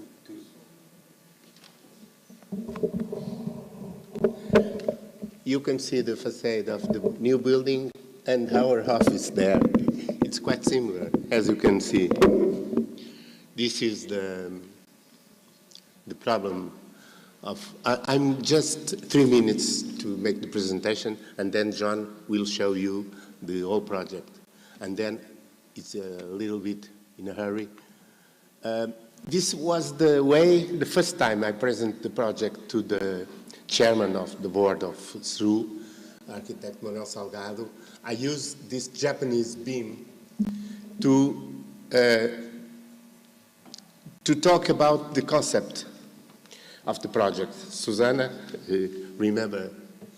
And this beam has no nails, no screws, no glue, just wood, and does everything, the junction of the beam does everything it must do. Then this is our concept, our seminar concept, to do the most with less energy. And this is very common in Portugal. You know, Portugal is a poor country, and then we use stone in special parts of the building to reinforce it. If you have a tower, a military tower, of course it will be all done in stone. But in churches, you have just the stone in the angular structure of the building, and in this part down and around the windows. In other places, you have here a tomb, an entrance and 2 windows, and we use the stone here in this cluster. We use the stone in the columns and in the small parts and the masonry. This is an amazing place in the center of Portugal, the Convento de Tomar. This is the charola part, and one is real and the other one is just an illusion. And our office have the same relationships with the space, the 18 space relation between the spaces interior and the corridor, and the use of the materials is very strict. In corridor you have 2 tiles, and in the entrance you have 3, and in the other parts you have 1, 2, 3, 4, 5, 6, and this is very strict. And this is the final. And okay, that's the presentation done. Well, hello. So, taking us through the project briefly, as we've heard from the wonderful presentation, we had the parameters were already set. So we defined objectives, mainly staying within budget, trying to use the project scale to save on costs and achieve that, and to provide the best possible solution within the above constraints. So the principles we took were to reinforce what was given to us through the concept of the building, which was to clearly separate all areas in the ground floor into three main and properly divided areas, from the building facilities and amenities to the technical areas and then the commercial unit. Another principle we took was to ensure that as many units as possible had cross ventilation, because it's a very welcoming thing about our climate that we think should be used more and more, and also that the layouts of the units themselves could be varied to accommodate different and varied lifestyles. Also, that balconies should be able to be a continuation, as Joana said, to be an extension of the interior space and to provide room for outdoor meals, which is a very traditional Portuguese thing and saves on heating. And the solutions we tried to implement were very around these principles. So the ground floor clearly structured into three areas, the adaptation of the layout of the houses so that 50% of all units have cross ventilations through openings in the east and west facades. Reduction in the glazed area as to improve efficiency and reduce costs while maintaining good sunlight exposure. And adapting the internal layout, especially of those units which were arranged to ensure the 50% and all cross ventilation, so as to provide more private spaces so that we have more open houses and more private houses, so to accommodate more diverse family types, which is something that the pandemic came to, not before the project, but during the project, came to sort of verify. The balconies are arranged in an angular and staggered fashion to allow for greater depth in the public areas of the house and to create an interplay of shadows on the main facades, being integrated with both the railings, the structural system, the drainage, and the shading system to provide some cohesion to the facade. And lastly, to create a pergola on the roof to provide not only the support for solar panels, but to eliminating possible shadows and sheltering ventilation chimneys and HVAC equipment, which prolongs its life cycle, not being so prone to malfunctions. So here we can see the main plans of the building. So we see the ground floor and we see the main housing floor. And we can clearly see right here the technical areas starting on the ground floor, all concentrated on one side, being the big part in the middle dedicated to common amenities, ending with the garbage disposal compartment. And then we have the commercial unit. So we use the bicycle parking zone, the exterior parking zone, as a buffer between the most disruptive of the activities to the common room, so being the garbage disposal room for questions of smell, and the commercial unit for noise or even smell if it's a restaurant, for example. And going to the main housing floor plan, we have the central distribution corridor, as we've seen, and the rearrangement of these, if I'm not mistaken, 4 modules on the ends of the building to allow for, instead of 2, to have at least 4 cross-ventilated units, which provides with some variety to the layout of the housing units. So here we can see some of the communal spaces in ground level. We have the main access corridor, which distributes all the spaces around the building amenities and facilities in the common room. And we have a detail of one of the amenities being the locker storage room. So here in section we can see basically the same principles applied, being the exterior parking zone that we see here in this section creates, because of the height of the first floor slab, we were able to create a sort of a horizontal spinal cord of the building that connects all those technical areas with all the vertical shafts in the building, providing ease of access and maintenance. I'm sorry. We can see the facade system acts like a skin outside the building and creates this interplay of shadow, and the pergola up top elevating the panels above all shading elements and also providing some degree of shelter for ease of maintenance and conservation of HVAC and roofing structures. So here we can see the results of the parking area. So we can see the common rooms on this side, and on our back would be the technical areas of garbage disposal and commercial units. Here we can see the facade. Well, this was the system we developed to sort of harmonize all of the ventilation openings and glazed windows and everything that had to do with the technical installations and the difficulty of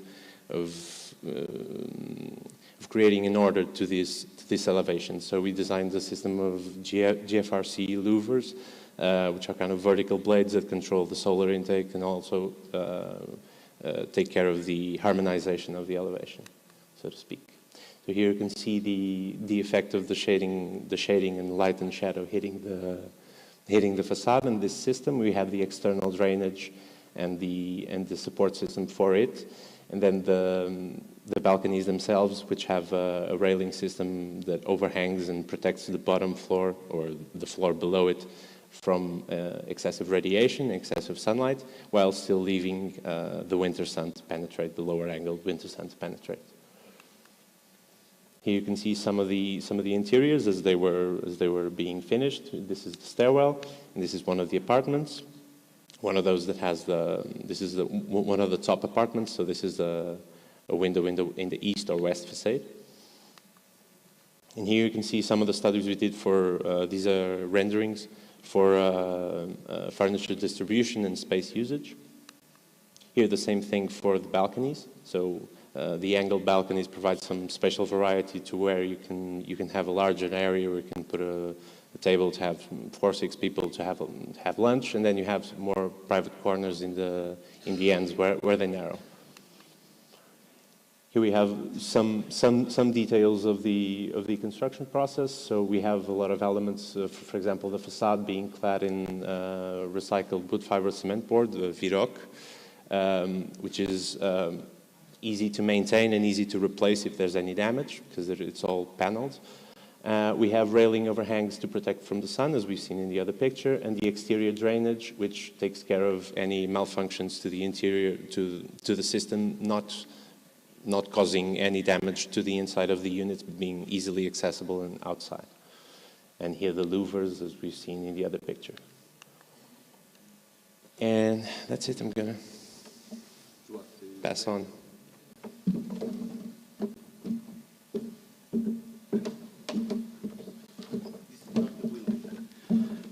Good afternoon to all.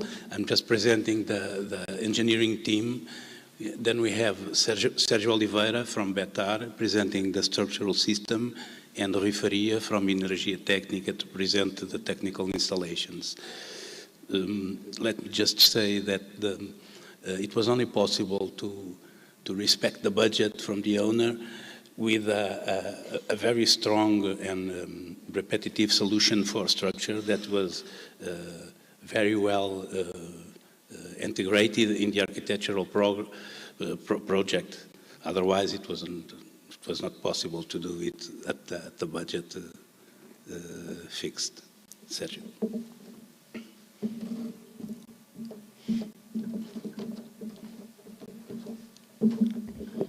So, good afternoon.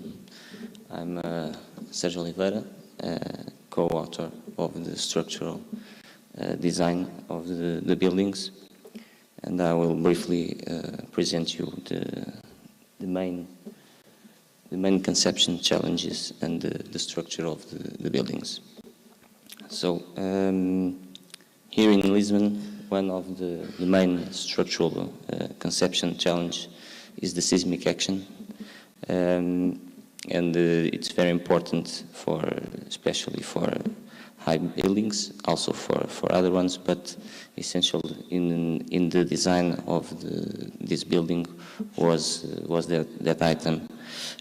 Also, we found the need to search for symmetry and regularity. This will help the construction phase and also the seismic response of the buildings.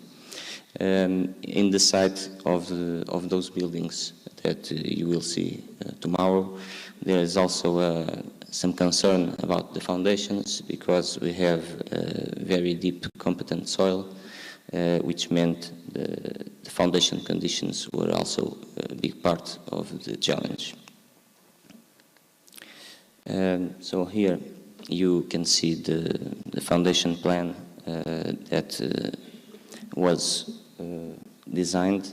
The key parameters of the solution that we present here come from the seismic action, and especially the absence of a basement, which is the element that usually resists of the major forces implemented in the structure by the seismic action. Therefore, we had to come up with a solution of robust foundation beams, a little bit unusual. We had beams with 1 meter high and some a bit more that were meant to rigidify the solution and absorb the forces of the seismic action. And as I mentioned before, the foundation was in a very deep layer, and we had to adopt a deep foundation by piles that reached 15 meters in length. Here I'm presenting the typical floor below, and we had to come up with an intermediate floor meant to rigidify the solution, because the ground floor had a height of 5.5 meters, and we wanted to avoid a soft story mechanism, and therefore we had to come up with a framing system of beams, an intermediate level, to avoid that. Here, by the solution that we present, we can see an uniformity, symmetry, and redundancy. There are key elements for a structural capacity of the building to resist the seismic action. We had also a concern for the torsional resistance, meaning that we have to adopt on the periphery of the building some walls that will resist the torsional side of the action, and by implementing those walls, we were able to adapt the building to the action that it meant to resist. So the regularity in plan and in height was also a big part of the challenge to design the building. Here you can see a roof plan and the pergola plan, which was meant to support the photovoltaic panels.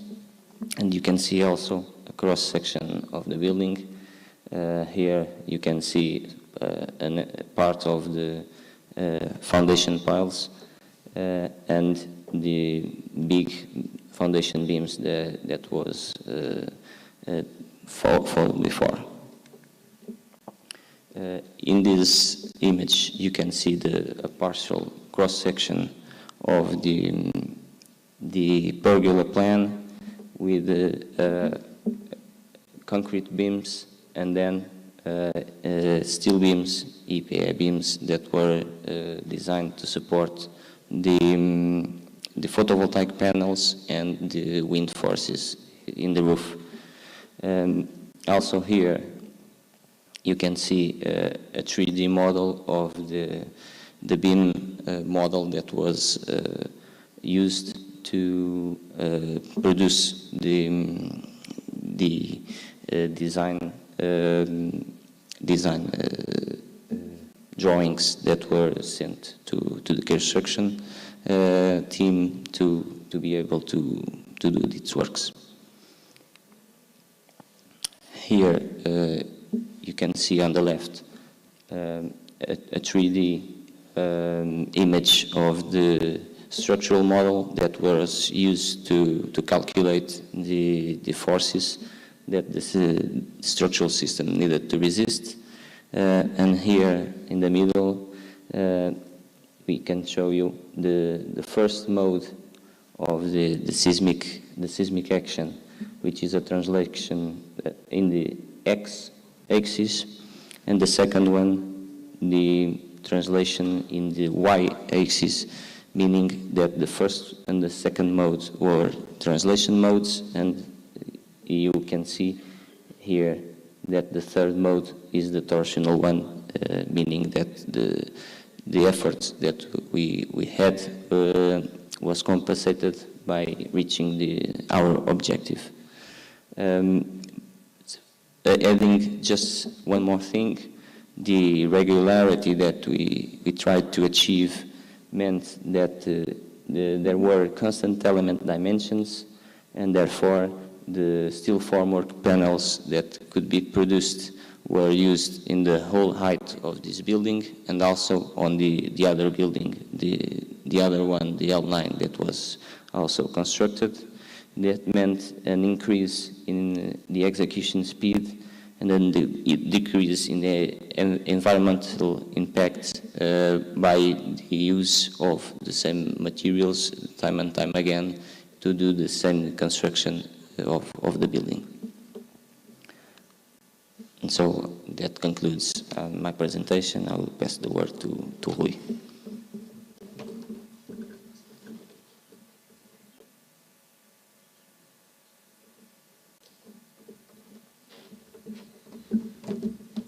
Hello, good afternoon. My name is Rui Faria. I'm here to present you the energy solutions that we implemented on the building, included on a global sustainability approach. And sorry, too fast.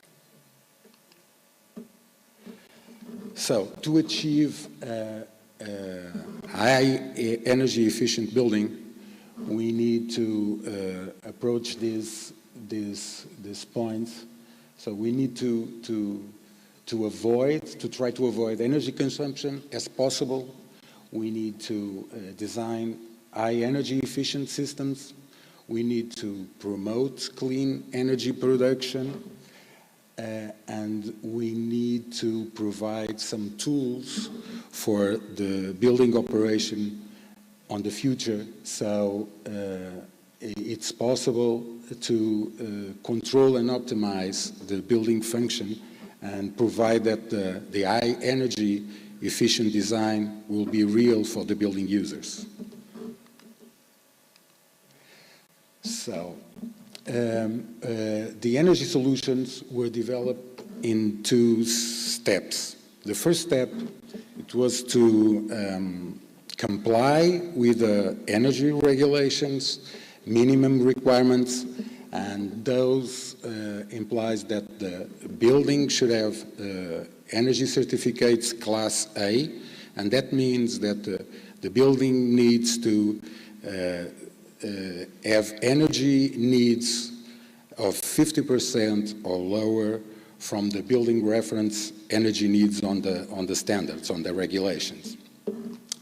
And to do that, we need to control the energy needs on terms of thermal comfort and on terms of hot water needs for the building. So on the thermal comfort will be connected to the passive strategies of the building, and those passive strategies are included in the architectural design, mostly on the envelope of the building. On the hot water energy needs, they will be addressed on active strategies, solved with the concept design of the hot water systems. And for those with architectural and the envelope design, the challenges are these two. So avoid thermal energy exchange when the exterior temperatures are very high or very low regarding the interior temperature needs, and on the other hand, to promote this thermal energy exchange when the exterior temperature are favorable to our needs on the interior of the building. For the hot water systems design, we had this base step defined on the concept of the building that it was explained before, and on this concept design, we should use a central electric heat pump system supported by photovoltaics. So with this set of solutions, we could manage to comply with the step one with the regulations. But we want to go further than that.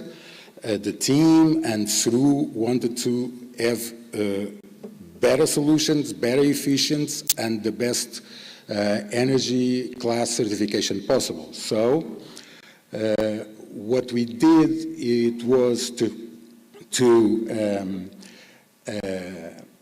design the systems in a way that we could go a little bit further than the definitions that I told you before. So we took over some concerns about also other parts of the buildings, because the energy certification is only for the apartments.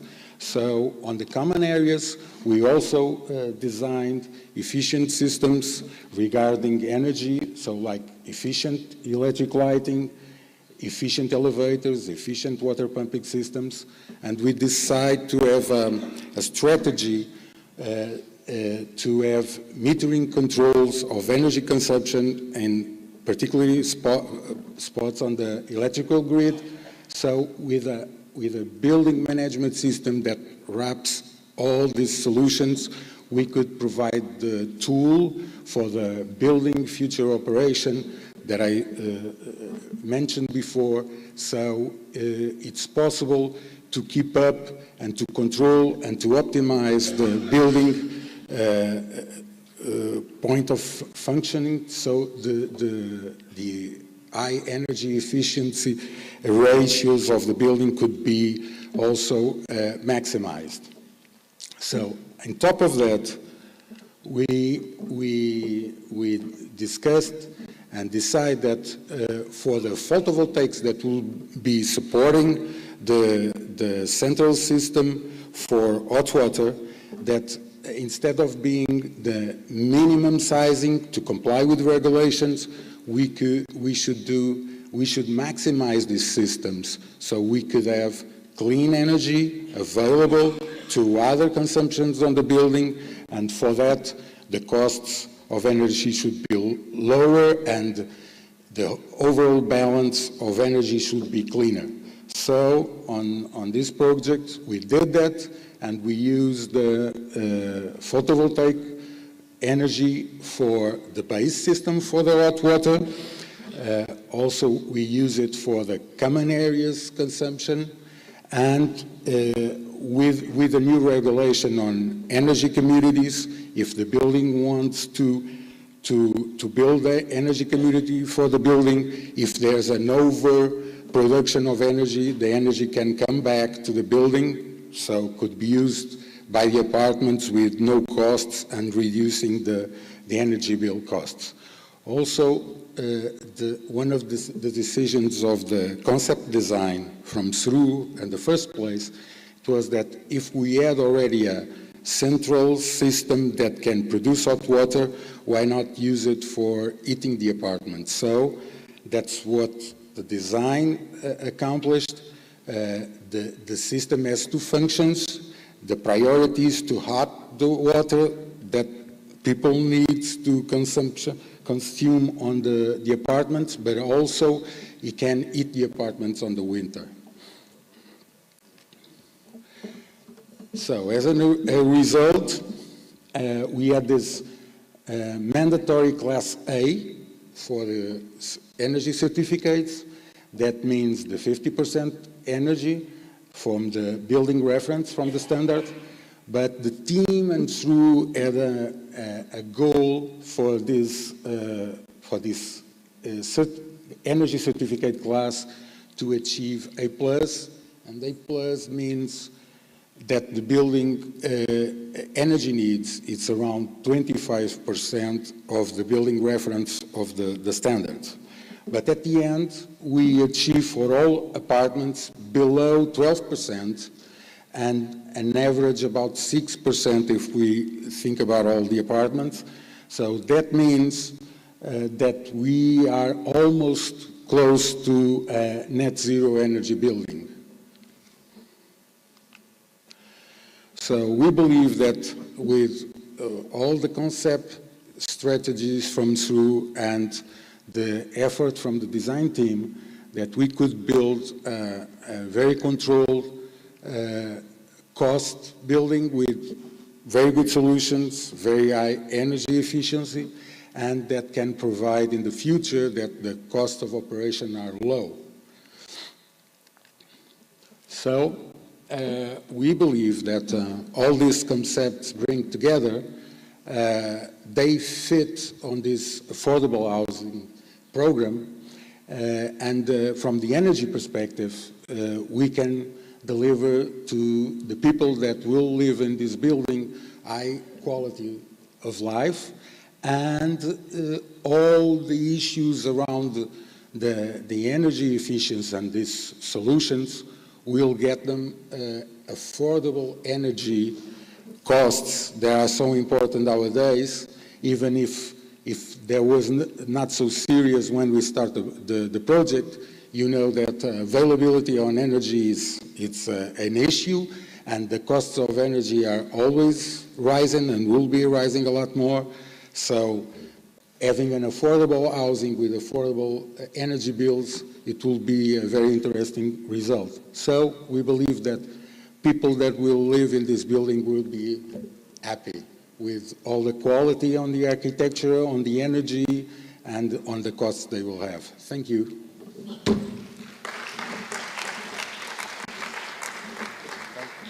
Thank you very much. I think, where is the chairman?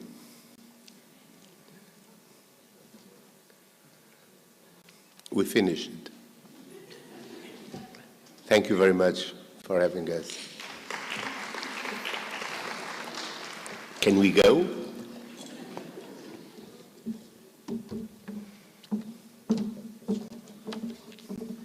Okay. Thank you very much. It was a quite interesting presentation, and well, it gives us some even more interesting to visit tomorrow the project. Do you have any questions to the team? No questions? Okay. Architects are always putting questions. That's good. Yeah. That's great. Question yourself. Yes. Can you? Okay. So this is a professional defect. I mean, it's a problem. So I watched the coefficient of safety when we're talking about concrete structure, and regarding that Lisbon, you mentioned Lisbon, we are in an earthquake area. So in a way, I'm not sure, but this is already, we already have this accountability, if it's already in the other countries and other territories, they don't have the same problem as we. The percentage of the budget that goes to stability, to guarantee this kind of safety, it's huge comparing to other geographies. So can you tell us a little bit about this?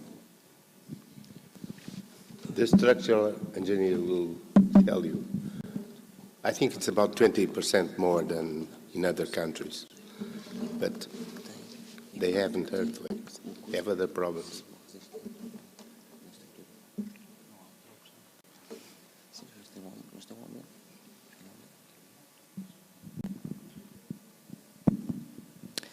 So here we don't have a choice really to have a different impact on the structural costs.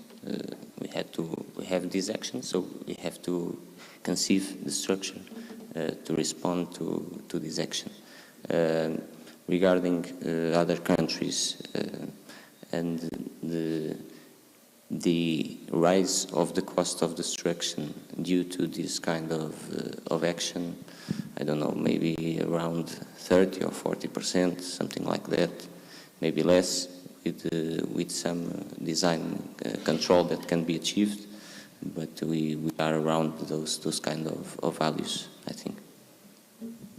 I can tell you an answer architect to architect. In my generation, we have joints of dilatation, okay? Joint of dilatation. And no, they haven't. But the strength with the steel they put now in the buildings without joints are about 30% more expensive than the buildings we have done in our generation. Understand? This is just an image for an architect to another architect. Okay? No, they haven't, because of the problem of the juntas de dilatação. No joints now. No, it haven't. If it was done 4 years before, it will be, but now it haven't. But this, the structure for this concept is more expensive than in our times. Okay, is that? We answer to your question, ma'am? We can talk tomorrow. Okay? Thank you very much. Okay. Thank you very much for coming here, and I hope to see you tomorrow. You'll be in the site. Great. So tomorrow we meet in the building. So Rua Sanches Coelho, number 10, and the entrance is just nearby.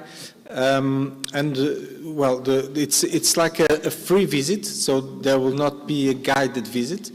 You have the opportunity to get into the building, to see the areas that are with signs. Please don't go all around the building, because for safety reasons, because this building is not finished yet.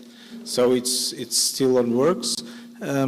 So there are limited places to go. There are signs indicated, and also we are there to and you can make questions to the team on site. Okay, so from 9:30 the building will be open for you. Once you finish, once you see what you want to see, there is a bus that is making a shuttle from here to there several times to bring those who finish. And then we start here at 11:30. Coffee break at 11, session at 11:30, and we will finish at 1 o'clock in the afternoon. Okay? So thank you again. Thank you very much. Thank you, Susanna and Joanna, and see you tomorrow.